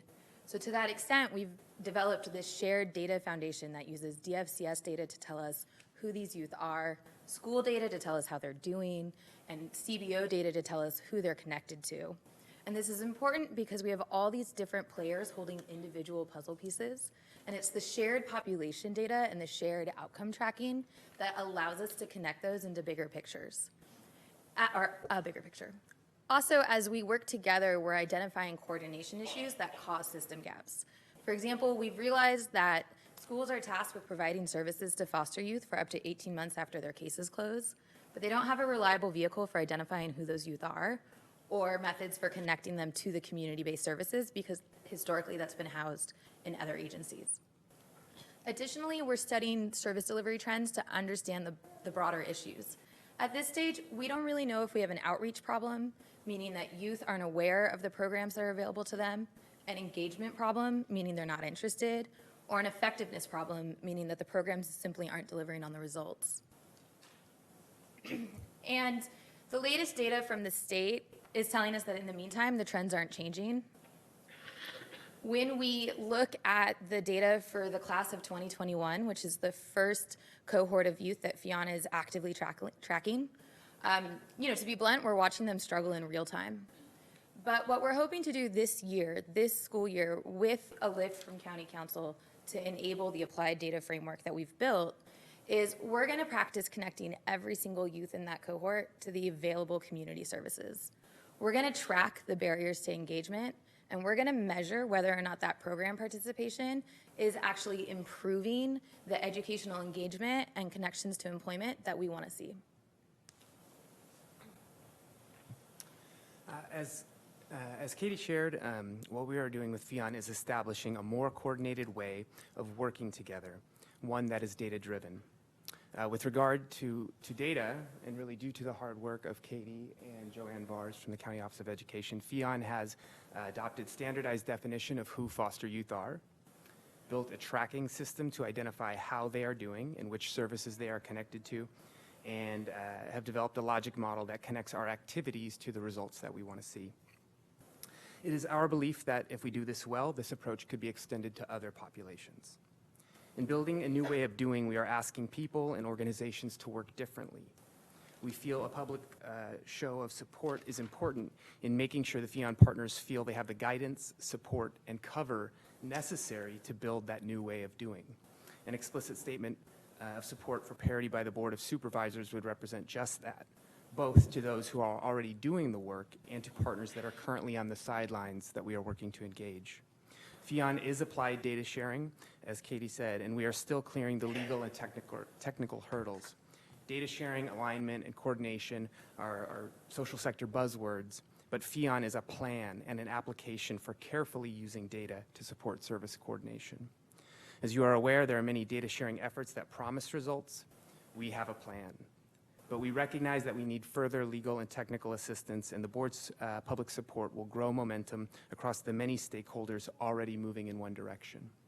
At this stage, all stakeholders are donating their time and expertise.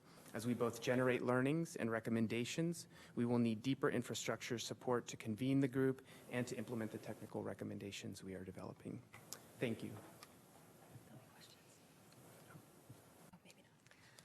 And on the opposite end of the spectrum of how we improve outcomes for youth that are aging out of our system, of course, one of the other goals of the Jiffy TIF group was to focus on prevention. And in my lane, which is the lane of providing legal services to families who are involved with the child welfare system in the court system, this is true system change that we haven't seen since the likes of, I think, Judge Edwards bringing drug court and mediation to our dependency practice. Darlene was a member of the Joint Foster Youth Task Force along with the rest of us, and I think in a conversation with Chief Garnett, she talked about her first interaction with the department after her daughter was removed from her care.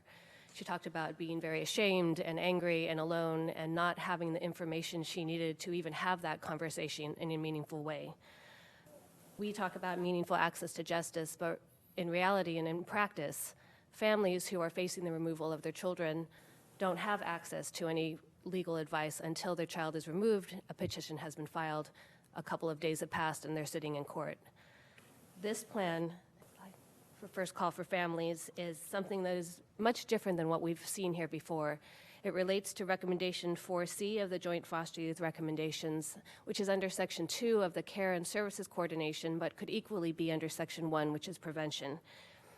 Our lane is really to provide interdisciplinary legal services to families who are already involved in the court system. And what First Call will do is provide us the opportunity to go upstream with this interdisciplinary access and provide an attorney, a social worker, and a gender-specific mentor parent with lived experience in the child welfare system to families who are being investigated by DFCS so that they can have early access to advice about what the consequences of this interaction is.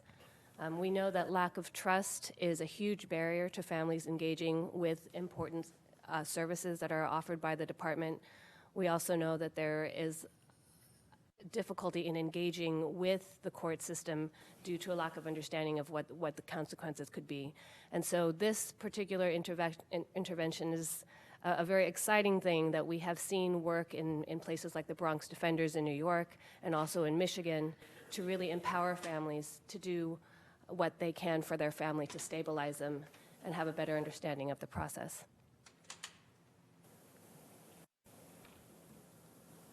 So next I'm going to talk a little bit about the Joint Foster Youth Task Force recommendation for involvement of youth voices in all aspects of the initiative with the goal to increase the voice of foster youth in countywide initiatives. So we have a youth leadership council, which includes 8 to 10 active and current and former foster youth who meet monthly to provide input on hub activities and DFCS services, such as development of the new hub's programming, design, and services, and other programming impacting foster youth. These monthly meetings are organized and run by members with the support of the DFCS adult staff. We also have 2 youth employment specialists employed by DFCS. These are county positions open to foster youth who have lived experience in the foster care system. These youth engagement specialists participate and provide a voice at the hub, RAKE, during CFTs, and work closely with current and former foster youth who have aged out of care.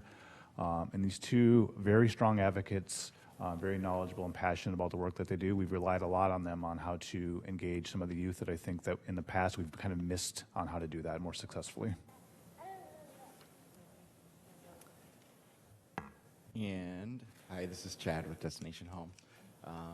On the topic of youth voice, just lived experience voice has become a pretty important part of the Destination Home and the County of Santa Clara's agenda as far as addressing homelessness. And as you all know, we have the Lived Experience Advisory Board, which is currently a subcommittee of the Continuum of Care, which the county is the collaborative applicant. That Lived Experience Advisory Board has been up and running and strong for over a year and a half. About a year ago or in the spring, we kind of crossed with CAST and started to understand that there was also a need to really amplify foster youth and homeless youth voice as well. So we took some efforts over the summer to involve youth in the Youth Homelessness Demonstration Project application to HUD, which was an opportunity to get quite a bit of new funding toward youth homelessness. We were not awarded that funding, unfortunately, because I think that would have really driven us forward as far as how we address youth homelessness. However, we took that opportunity to incorporate many of those youth from different youth alliances, existing group youth councils that have already been mentioned, and invited them all to be part of at least 1 year, but it looks like it's going to be a multi-year engagement with Somos Mayfair to do some community organizing, power building, and kind of leadership development work. So that is a funded by Destination Home initiative that we have invited any youth or adults with lived experience, foster youth, lived experience, homelessness youth experience, to come and really rally around specific policy actions that then we will also be going through a process to help support, whether that's financially, politically, policy-wise, et cetera, as they develop the ideas that they want to push forward. So. In other ways, we're also incorporating the voice of the youth is through technology. So we're going to start leveraging the innovative technology, the application Think of Us, through a former foster youth by the name of Sixto Cancel. Unfortunately, he was not able to be here for this presentation, but he wishes to let the board know, the committee know that he is committed to supporting Santa Clara County and the overall educational, employment, and health and any permanency outcomes for foster youth, as well as the transitioned age youth. He's hoping to start the work within the next couple of months in collaboration to establish this platform that will include youth voice as well as the youth needs. This platform will have a mechanism for the youth to be able to communicate with their social worker or any network of support, their individual plan, as well as any goals that they might have and need help with. And it will incorporate YouTube videos to train them and provide transparency on what services that they are eligible at every stage of the level within foster care system, and provide that transparency and decrease the confusion about foster care and what they're entitled or eligible for. Some of the details of the project for Think of Us is in the next 4 months. He will be engaging a lot of youth in Santa Clara County as well as workers to bring in some of the expertise into the site to talk about what's working well, what needs to be done, and how well can this technology support the youth that are aging out or existing youth that are going to be aging out in the future.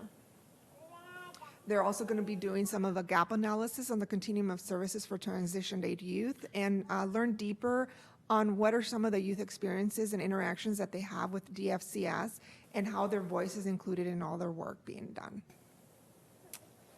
Okay, and the next item for update is the passport, the request for looking into the possibility of an express pass or passport for youth to be able to support them during the transition in foster care.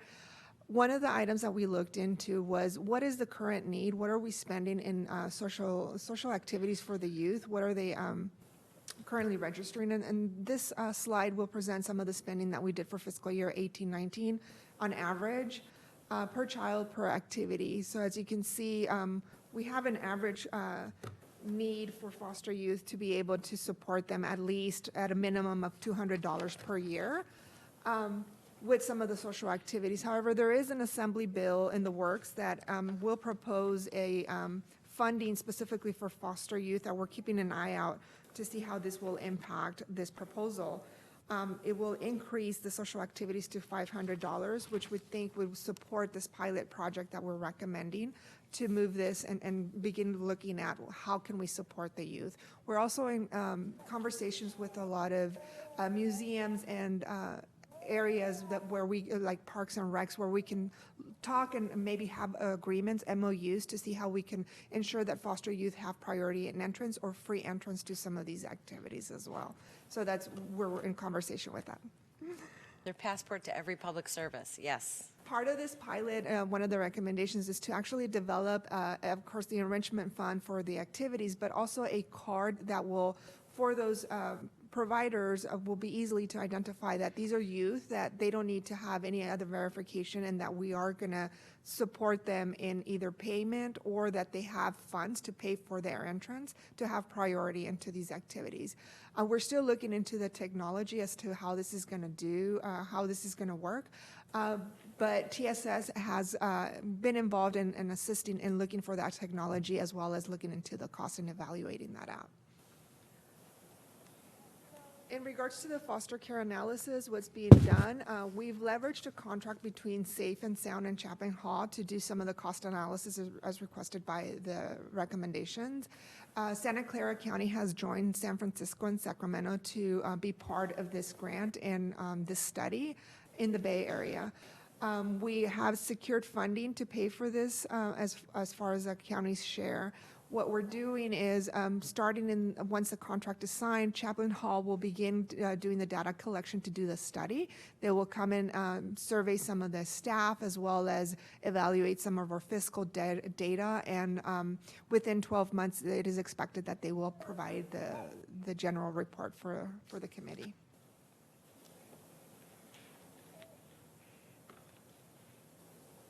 So we have provided also a more in-depth report. Deborah, you're not on, yeah. We have also submitted a more in-depth report related to each of the specific recommendations and a status update on where we are with those and some of the ideas that we have.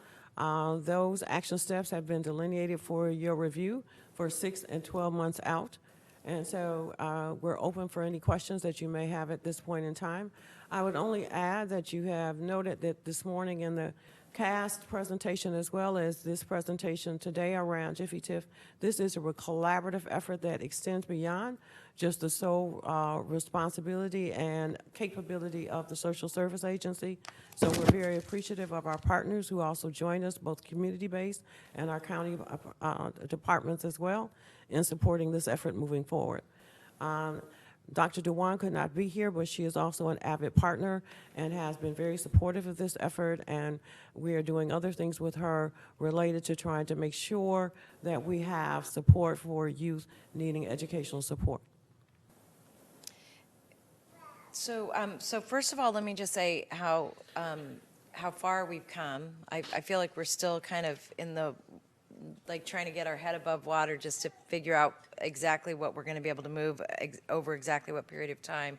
And I'm really appreciative, Deborah, both of you and your team, and you know, at Social Services and all of our partners. So thank you very much for participating. I also really appreciate you bringing in Dr. Dewan, because really the County Office of Education has had a lot to do with the direction we're taking today, and her in particular. Chad, I want to start with just a random question. How much was the grant for housing?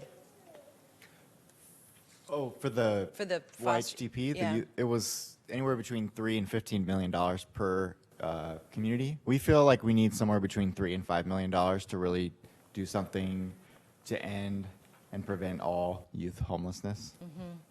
And well, what I would really appreciate, if you wouldn't mind getting to Dave and I, maybe the whole committee, is the actual grant.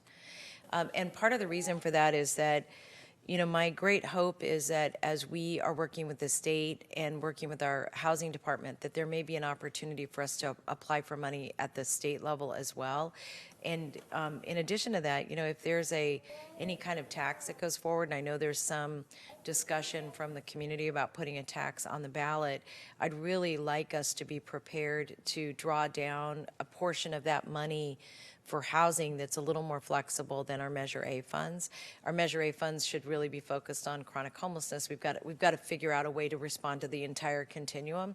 And so one of the recommendations that I'm going to make for both Dave and Dr. Smith, I'll just highlight this for you, is that I think it may make some sense for us to bring forward some intent language around housing for a broader set of housing needs for folks who don't fall into the Measure A categories easily, that we have staff start to investigate and put a program together in case we get resources, that we're ready to move on those really quickly. And it may seem like odd work, but I think there are two reasons to do it. One, maybe they do get the signatures and it gets on the ballot and passes. I'd like us to be ready to respond relatively quickly. But two, I think it will help us frame up the approach we want to take with the state, because some of the grant monies that they're going to be making available have a little more flexibility to them. And I'm not sure, you know, I just want to make sure that we provide Key and his team the support they need to get in there and start debating and making, when rules are getting made, that we're able to get some of that money for these particular populations. Sure. Would you like me to just do that by talking to OSH about it, or do you want to do it No, as I think that would be, referral? we'll add it in the motion, but I think if you could just start to talk to them would be Okay. great. All right. And I think the other thing I just wanted to add is that I know that that some of what we're learning about how to make sure that kids don't fall into homelessness probably requires us to spend a little more time thinking about rapid rehousing for younger kids than we think about it now. I think some of the research that we've done is, it's clear to me that we have young people who aren't falling neatly into our buckets. They're not quite a family. They haven't been chronically homeless, our definitions of that, but they're going to be if we don't figure that early part out. I'm sure the grant addresses that, which is why if you get the grant to all of us, I think it would help Dr. Smith have those conversations. Great. Yeah, Will that'd be do. great. Thank you. So just to kind of start from the top, on the CAN Center, I just want to reiterate the opportunity, I think, for making sure that we're doing warm handoffs for cases up and down the continuum that come into our inbox, I guess is the best way to say it, through the CAN Center. And I'm excited that you're going to be taking a look at how best to do that. I think one other body of work that we're going to need to add on is how long it takes us to assign a person to go out and do the triage, because I think there's a little bit of there's a lack of clarity, I think, in all parts of the system as to who goes out and who gets what kind of response. I think internally you all understand that really well, but when you talk to even your staff in different parts of the system, they're not clear about how. Not all of them are clear about what our system is, what it intends to do, and who goes where, and how we, I believe, how the better we understand the model that we're using for triage, I think it will help us better understand some of the challenges we're having everywhere from making sure that we're able to hire and retain staff to those more senior members staying with us. I think that pressure and that kind of confusion is contributing to a level of stress that I'd really like us to address.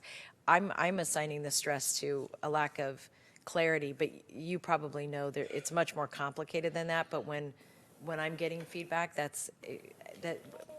I don't know what to do with it except to say it sounds very convoluted and very challenging. Thoughts about that?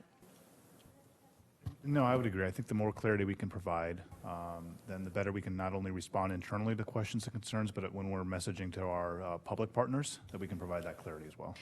And what may actually help is that early on when we were doing the Jiffy TIF early learning, you all did a picture for us that showed process. I wonder if that picture still looks the same. And the reason I ask that question is that as the CAN Center is really improving its work, able to respond to more calls, able to take in more calls, that's got to be putting some pressure on the rest of the system, and how that pressure is being divided up or shared, or where those services are going may actually look different. So what I would just recommend is that when we revisit a number of these issues in January, if we could just bring that back and say, and maybe, and add with a little more detail, the mechanism we're using for triage, I think would be helpful. And it might align nicely with your report on options for like the Orange County model or other models. Yeah, absolutely. Great. And then I want to also highlight the communication component. The website's not in this body of work that I saw, and I was actually trying to go through it without being rude and look at that while some of you were presenting, because I just think we need to maybe put it back on the job board. I think it just fell off somehow, but it was supposed to be one of the first things we did. Is that all right with everyone? Because I'm just going to assume it just fell off. Yeah, that's an opportunity, and also currently, as I say, is working on its overall website, including each of the departments, and also working with TSS to make it more interactive. We're hoping that even in some of our departments who are not able to allow for people to apply, that we'll be able to do that. TSS says that may be a phase 2, but just to let you know, that is something that's being worked on the whole department and trying to get it to a point of what I call 21st century technology. On the foster youth component of it, if you wouldn't mind having a conversation with TSS about if that can be prioritized. The main reason for that is that I think a lot of the other work we're doing will be held up by that lack of information. Like, I think the issues that Kafka raised, I really do think we give the social workers are repositories for so much information that they're constantly being chased, I think, for it. And some of it, we really should be able to send people to a website. We'll forward that to the team. Each of the department has a team that's working with us with TSS. And so we'll make sure Daniel and his team have the support they need to get that done. Great, thank you. And then, if I could, I'm just going to take up a couple of other areas. I know we talked about the timely dental and medical work, and that I recognize that this is also one of those areas that's everything has a communication and an internet kind of challenge to it. I know that we were really trying to create, for lack of a better word, a health passport. I am really interested in that as well. I just wanted to make sure that as we're diving into that work, that we're recognizing that health passport, I'd like it to be structured in such a way that a family, once they're no longer in our system, can get the information, can take their passport with them. That so for example, if they move or they get a different kind of insurance and they're not, that they have access to that, because it really is about them and their family. So just a thought. I don't think I'd raised that before. On the first call for families, I think this is very, very exciting, and really appreciate you highlighting the work on this. And I think that, I just want to acknowledge that I think this was something that Chief Garnett mentioned in one of our meetings, just sort of popped out, like, why aren't we making it a fair situation for all involved? The one thing I wanted to ask as we pursue this is really better understanding outcomes relative to it, including highlighting child safety as well, because I think that ultimately our goal is to make sure that children are safe. And by the way, I know that's everybody's goal, so I'm not there's no judgment here, except that I want to make sure that as we understand the program, that it reinforces our ability to both keep families together when we should be, but that we're still able to really protect individual children the way we need to be as well. So it's really exciting. Congratulations on no pressure. That's got to work. I like a lot the involvement of young people across the process, that, you know, and I think, you know, one of the things I'm really hoping that SSA will lead on is, as we've been thinking about prevention and all the work that you're doing relative to prevention and really leading the way on that, I think part of what that's really going to require us to take a deeper dive on is how we engage in empathetic design. Because, were you going to say something about that? No, go ahead. I saw you jump in there. No, basically, we are looking at a design that includes family, children, and community as a part of that. You know, each community is very distinct and unique in its own needs, and it's how it's defining itself. So some of the work that we're doing, and Bob had referenced earlier around even the co-location of staff, none of that can take place unless you have community buy-in, and also they've helped to design that system. And so there will be a lot of conversation in the prevention work group. They've talked about outreach and also working with existing community groups and also other community members, and beginning to say, what does it look like? What does that partnership look like in your community? And how do we partner together to get that done? So that is part of the prevention strategy and some of the work that they've outlined in the prevention work group going forward this year. Do we have a template that we're using as part, are we developing one as we do this design? Let me say why, and just to be kind of Captain Obvious about this, but you know, when we started to take a look at moving the Family Resource Center, I do think we missed an opportunity to have the early discussions. And by the way, I don't just mean with staff, but I mean with the community as well. And part of me, so when Dave and I were on the San Jose City Council together, one of the efforts that we actually put together, I think we actually did this together then too, was we worked with our planning department to create a very, by structured, I mean, timeline that you were going to reach out to this. So when we did planning, we reached out to the surrounding area that was maybe a mile. Now we're, or 1,500 feet. Now we're doing 3,000 feet. We're making sure we're sending out a piece of mail, that we're doing a meaningful live conversation with people. And I say that because it appears to me that often when we get our backs up against the wall, it's because we're not properly communicating, we're not properly engaging people. And I wonder, do you all have a template that you're using now, and especially as part of your family, what is it called? Your family practice? Child and family practice model. Thank you. Is that innate to that model? Yes, it is very innate to that model around empathy, and as well as respect and responsibility and responsiveness. So those are 4 of the 26 tenets that go in that. I'm going to answer your question 2 ways. One is the template is being developed because it's going to be probably a consolidation of the best practices of our partners. What we discovered in CAST is all of us are doing community outreach, and we have information. So not to be redundant, what do we know already? That's part 1.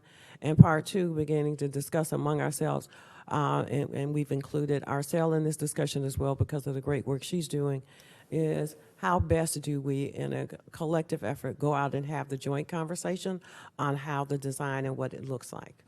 So that's something that Prevention Work Group is working on. And Patty, I don't know if you want to add something to that. We're actually looking as part of the prevention at different family engagement models to see what will work and what are some of the lessons learned that we can incorporate into the work that we're doing as part of prevention. And eventually we will create a structured model that we will follow moving forward. So I just want to make a recommendation that I love hearing that baby. Isn't it like a total reminder? Yes, this is why we're doing it. Yes. But what I would like to recommend is that in fleets and facilities, these are 2 words you never thought I'd hear me say, in fleets and facilities, they're doing outreach that we might be able to learn from. And the reason is they have brought on a woman who is really an expert at community conversation. And she is working with us on Reed Hillview right now.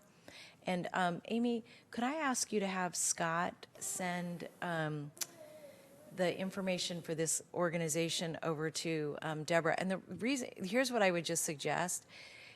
I think it would be of value to have somebody who does, and in very tough conversations, she does this for land use, she does it for a lot of different organizations, but I believe that she has come up with an assessment tool about how to determine what kind of outreach you need and what kind of kind of situation that is pretty phenomenal.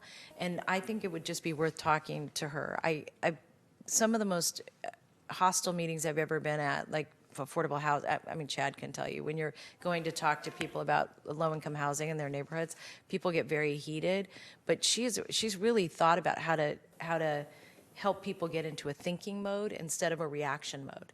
And I think that is the kind of the biggest challenge we have in terms of communication. Anyway, I think it might be a cross-system interesting discussion, but also might be somebody who can bring a very fresh face to, I mean, I think we get kind of mired down in, whatever our policies and practices are, that I want whatever system we have to be much more flexible, and I think she's figured out some flexibility. We appreciate the recommendation. Shirley will explore it because we need all the help that we can get. Yeah, me too. I feel like this too. I don't know if I met with some nonprofits yesterday, and one of the things that we had a really deep discussion about was they were giving me feedback that they didn't feel very appreciated by the county, and I was really listening to them, and how some of what we had done and said made them feel deeply unappreciated and deeply not connected to us, and as I was listening to them, what I was reminded of is that relationship building is so ongoing, and it's never a one, you're not going to relationship build and then you're done. It's got to be really integrated into our the way we do business, and it really isn't. Like we don't do that. And so we've got to figure out how to do that. I mean more culturally, institutionally. But thank you for that, and we'll get that information over to you.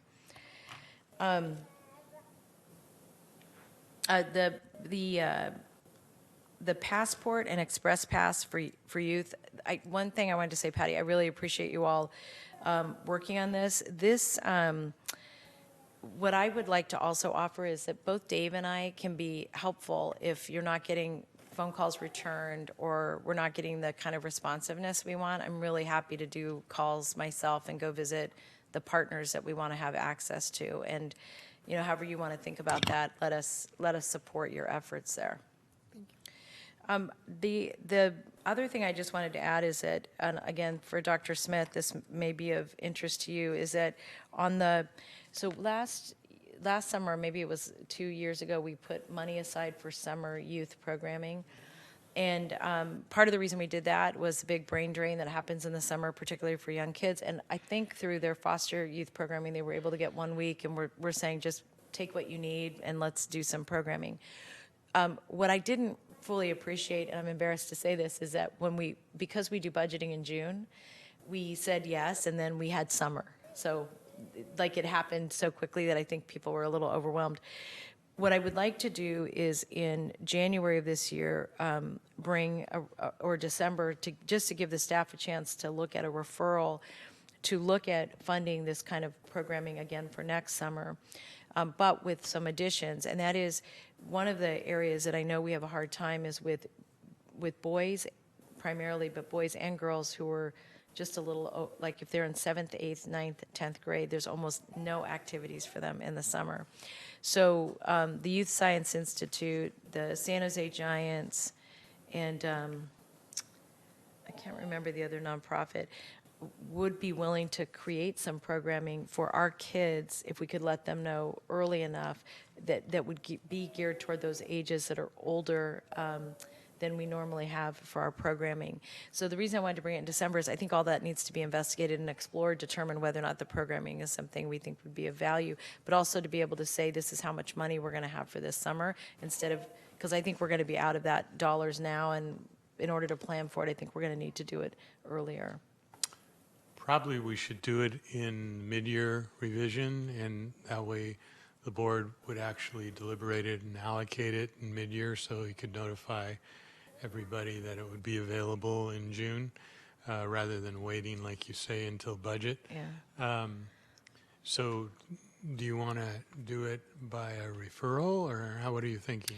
Well, if I can get it to you all in December, it would give you guys a chance to do the follow-up. Part of what happened was last year when we had this programming, we learned a lot about how to get the kinks out of it, but one of the other things that some of the parents from Kafka let me know is that they had older children that didn't have, that our programming didn't open up access.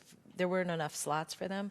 And then the other was for some that was the fourth one. It was for some children who have special needs that couldn't easily go to the programming that we had available. Some of them get money from SARC to be able to do programming, but it's still relatively limited. Yeah, so if we brought it in December, that way you could decide, it would give you like 60 days to figure out a recommendation. That'd be great. Thank you. So, a referral with the additional. Yeah, and that way you can say, and you can also come back and say to us, this may not work for this summer, or we think we have enough ages, this is how we want to spread it out. I just don't know. Right. Okay. Right. Thank you for that. We'll do it that way. And then,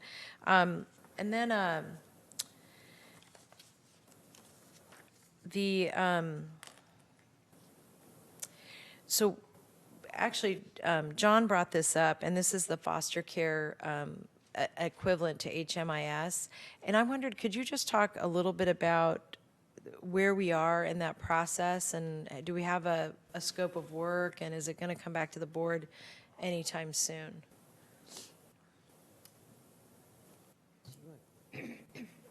So I think what he's referring to is the database that we've been building through FION. And at this stage, actually, it's something different. We have the foster care cost analysis. Oh, okay. Yeah, so I apologize for that. But what John was talking about was what's analogous to the way we're handling and addressing homelessness, which is a little more structured. And so part of what we wanted to do was a cost study on what we're doing in foster care today, how costs could be shifted to be more preventative and the like. So I just wondered if the cost study was in process yet. That is something that is still in the design phase for that cost analysis, but it will be, I think, in place in the next 60 days. Well, they'll initiate it, and I think it'll take a year to do. Would you mind sending the committee the scope of work? And what I would just ask is that I think Greta, and we have a couple folks that were really leaders in the HMIS study in the county, and I would just reach out to them and ask them to review the scope too, because I think they learned as they went through the process what that was.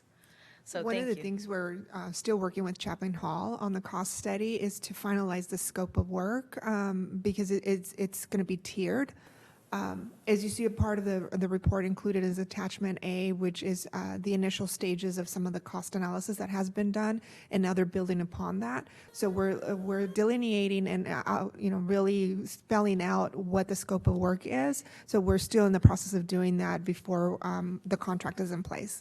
Oh, I see. So the initial information helping to define the scope. Oh, okay. Well, yeah, if you could just send the scope out, and mostly because I think, like I said, because of the folks who went through the HMIS study, and we're touching almost all the same departments that were part of that, and I think the partners are very similar too. There's some exceptions to that, but the partnerships seem the same. I think there would be value in making sure that that from a cross-system perspective, we're looking at it to say, yeah, we did that, and here's who should be included, and here's what we learned. Yeah, thank you. That's really helpful. And I'm really excited about that, by the way, because I think that's going to help us really look at where we have gaps, both in funding and services long-term, which is really significant. And then on the family finding, I wondered if again, Dr. Smith, I'm going to look at you for this. So I was so excited about family finding because I think I've shared with you that I took care of a family member, and I'm on the father's side, so I don't know that I would have been included had I not been very insistent, as you can imagine. But one thing that I had talked so I had this conversation. We've been having this conversation actually with the reentry center, and thinking about this with NAMI and a bunch of other folks about how do we do our very best to reconnect families, no matter where we are in our systems, because if we say we believe in families, we should be doing that actively. One of your team made a really interesting recommendation that I wanted just to float by you. I don't need you all to act on this, but I just wanted to make sure I floated this, got your thoughts on this. And that was to have one central family finding team that could be responsive to either foster care or to reentry or to our mental health and behavioral health services. And the point the staff person was making to me was that there are lots of needs for that kind of work, and if we're going to invest in the databases and the technology to allow us to do that, we might want to figure out a way to leverage that and creating, you know, a team of people who can work on that have and it's actually not in LA. I was surprised at how few people it really was, but if we end up doing family finding in reentry and family finding in social services and family finding in behavioral health eventually, then we've just created 3 of the same thing. So I didn't know how to get that investigated, but was interested in your thoughts on that. Yeah, that makes sense. I hadn't thought about that. Me either, yeah. But it is the same skill set, and there's no reason to recreate it 3 or 4 times. So that would be a good thing to look into. Who recommended it? Gary, because I was Okay, I'll talking talk to to him Gary about it. about reentry, and he said, "Well, that doesn't. Why wouldn't you just do it all in one place?" I said, Yeah. "That is a great question." Yeah, I'll talk with him about Great. it. So, and then what I would just say about that is that I want us to keep pursuing it, and you know, the expertise will, I think, continue to lie with your folks, but it is important for us to think about what the needs might be in behavioral health and reentry and a number of other areas as we proceed with that. The other thing, Chairperson Chavez, could I just add a comment on the family finding concept?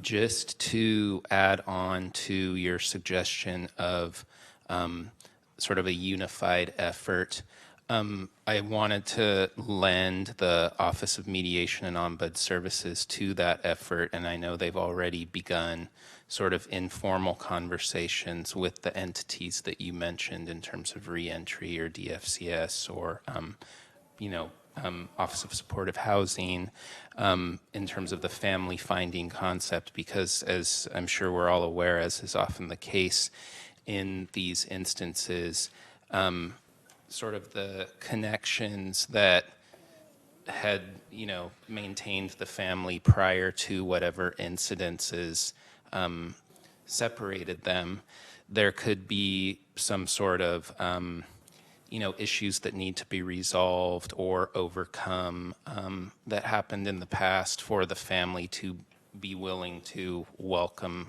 the person back into the family. And so Mediation and Ombud Services, I think, very creatively is looking at this through sort of the mediation best practices lens. How do you bring the parties together in a non-threatening way to begin to rebuild that bridge, whether it's, reunifying a family or someone re-entering from the correctional system who needs that stability, or someone who does not have stable housing, maybe for reasons that there was a breakdown in the family unit and they need to make that reconnection to their family. I think that, John, that is brilliant. And it's funny that you mentioned that, because when we were having this conversation in reentry, one of the people there was explaining, like, a lot of time you can't go home, and so they want to reach out, but how do you do that in a way that's not threatening to the family? And so being able to talk on both sides, that is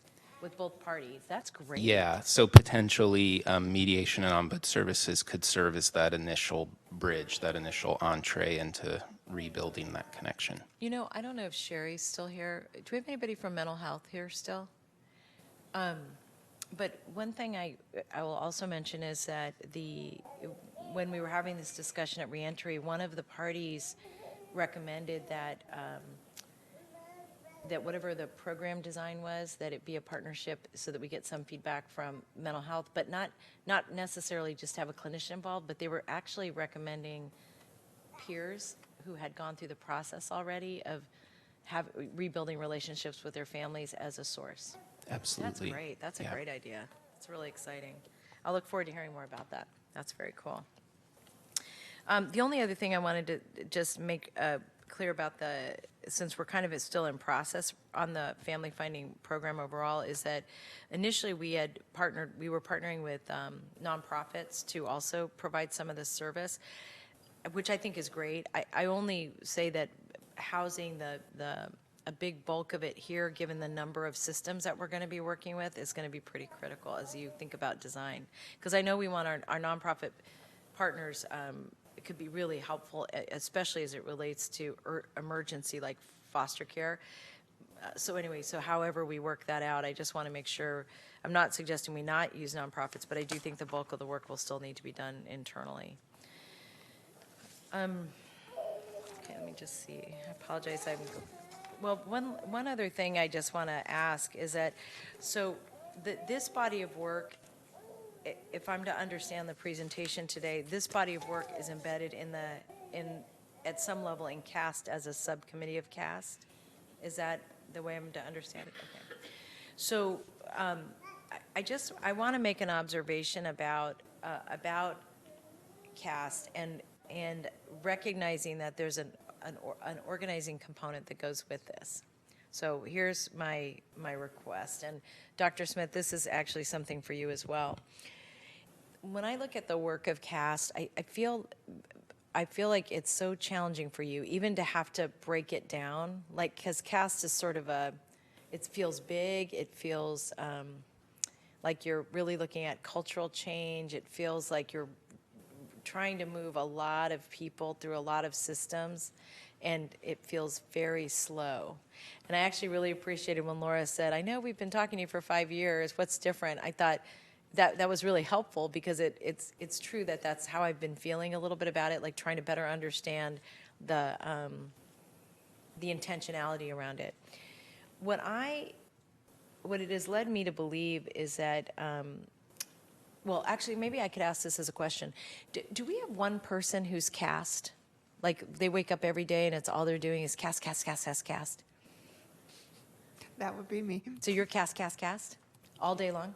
That's you? Yeah. Okay. Patty has been designated. She works with me directly, so Patty and I share that. It's on my radar every day, but she's into the details every day. Okay. So here's a thought that I have, and Jeff, I'm going to turn to you on this too, because the interesting thing to me about CAST is that of all of the work that's happening in the county right now that is not department by department, this seems to me to fit most into the work you've been trying to do around just culture, not just from a but really from a cultural change perspective. And frankly, if we get far enough to have our equity hearing, all of that equity work, the GARE work, all of those big influencers that you're trying to integrate into the organization are going to need a single kind of repository. And I think a lot of stuff is going to, and I'm using stuff, but a lot of the initiatives are going to keep getting into CAST, because that's what you do. You take initiatives and try to push them through the organization. One thing I think is a challenge for them is that this has been a priority for you, I think, since you got here, including even starting the Office of Research and really starting to think about how we do our work.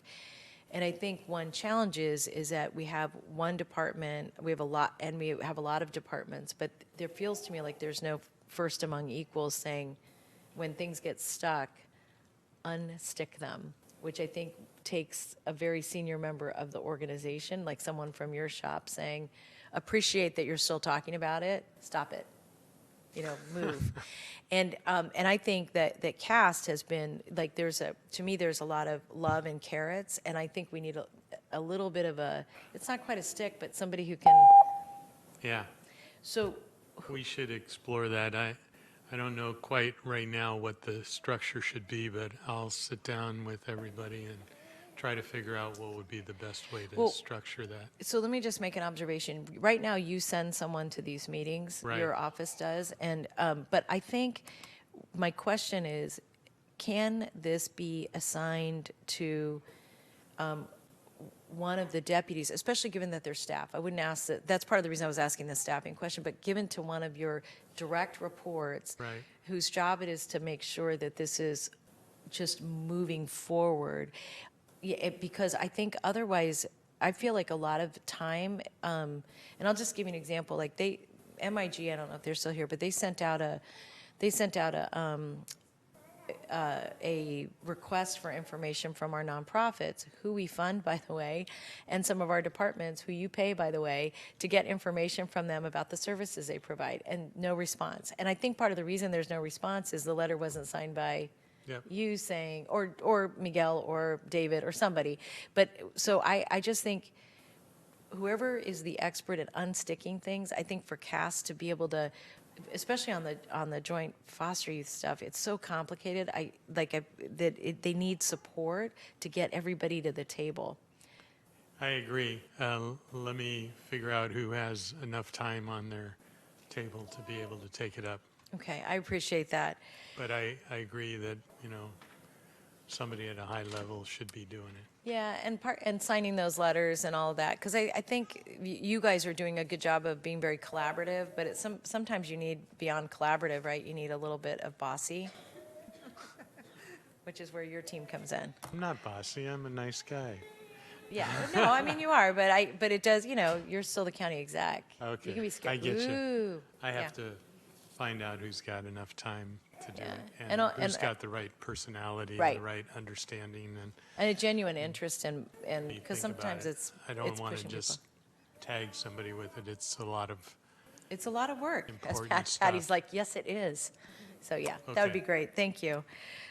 Dave, do you have any comments on this part? Oh, Dave. On this item? Yes. Yeah, just two areas. One of them is, it's good to see the All the Way Home program sort of replication or model, I think is appropriate for this. I don't know if you've had contact with the county in general, has had contact, or if Destination Home has had contact with First Place for Youth, which is a local CBO that basically that's all they do is fund foster placement into housing.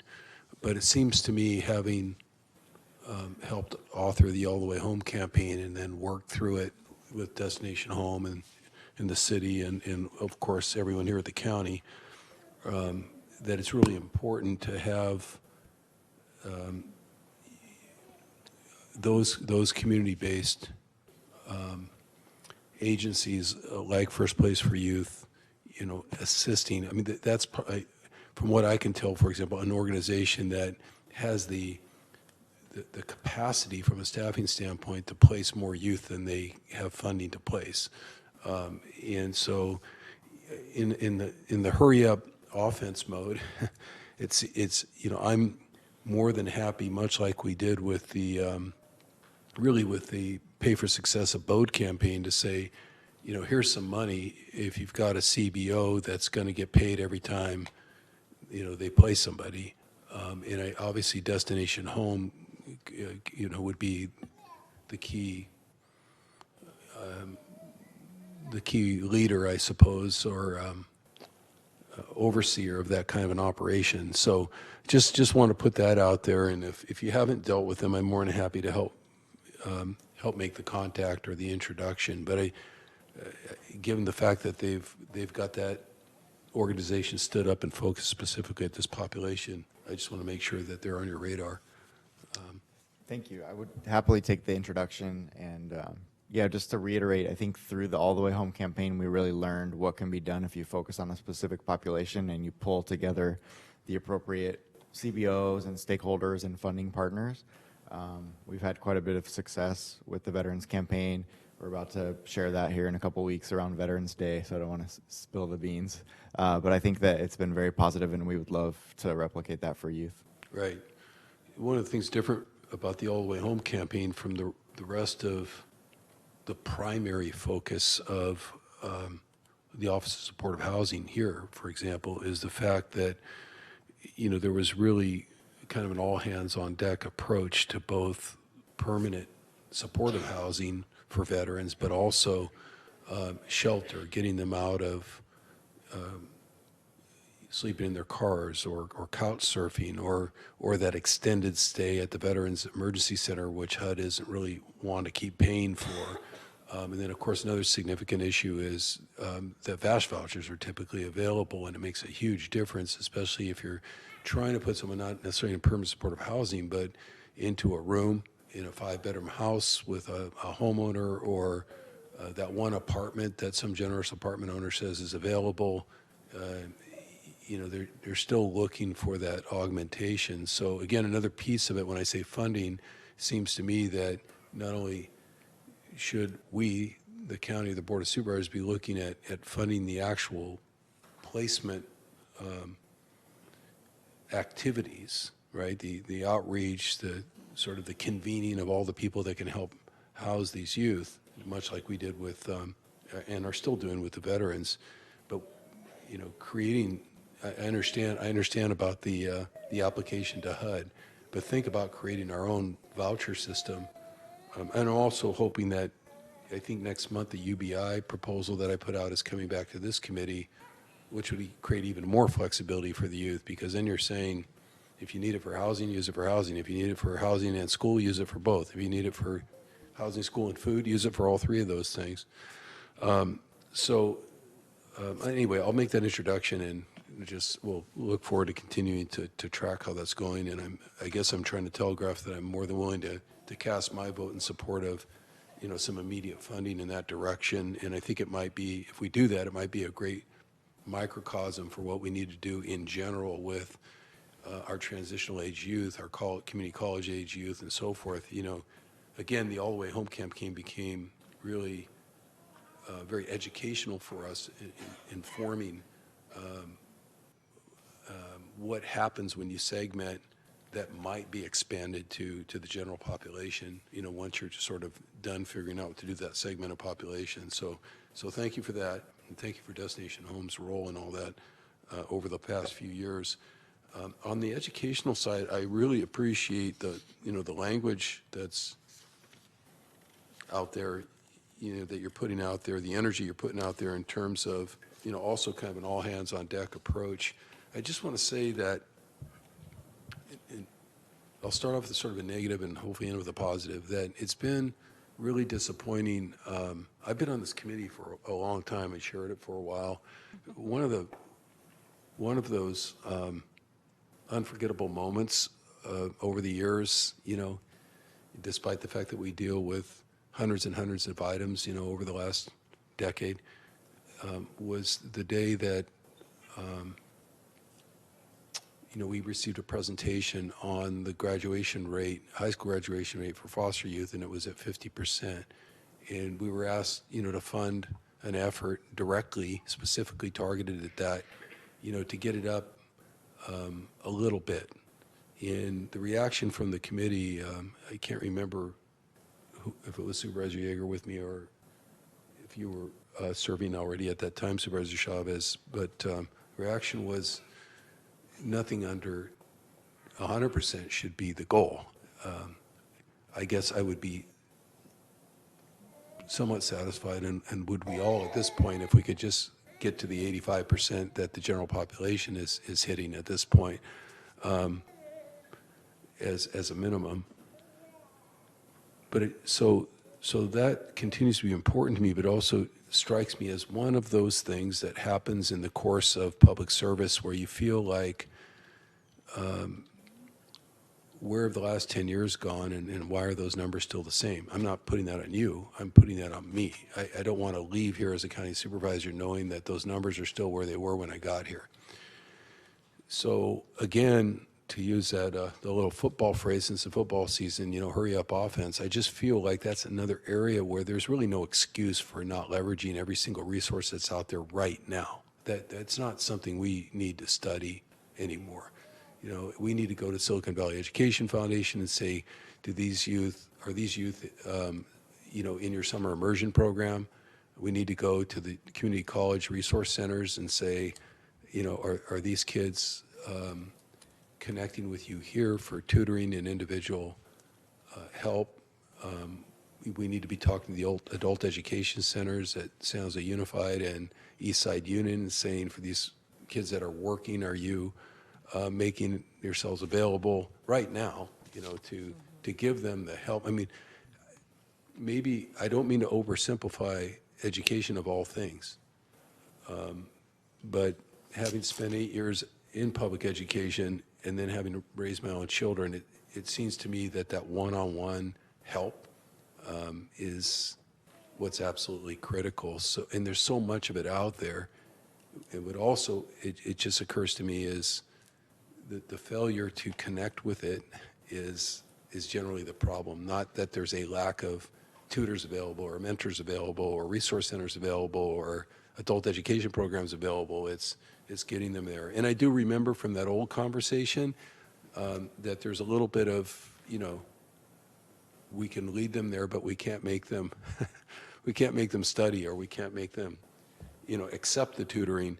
But at 50%, I'm guessing that's not the biggest problem. The biggest problem is making the connections so that the youth who do want to take advantage of those resources, that we've made it not only easy for them, but we've taken the anxiety out of it, we've taken the apprehensiveness out of it, we've taken all the introductions out of it. You know, we've literally placed them in those places where they can succeed. So again, I speak not to be preachy about it, but to give you the indication that you come back here for resources, or to the Board of Supervisors to speed that up.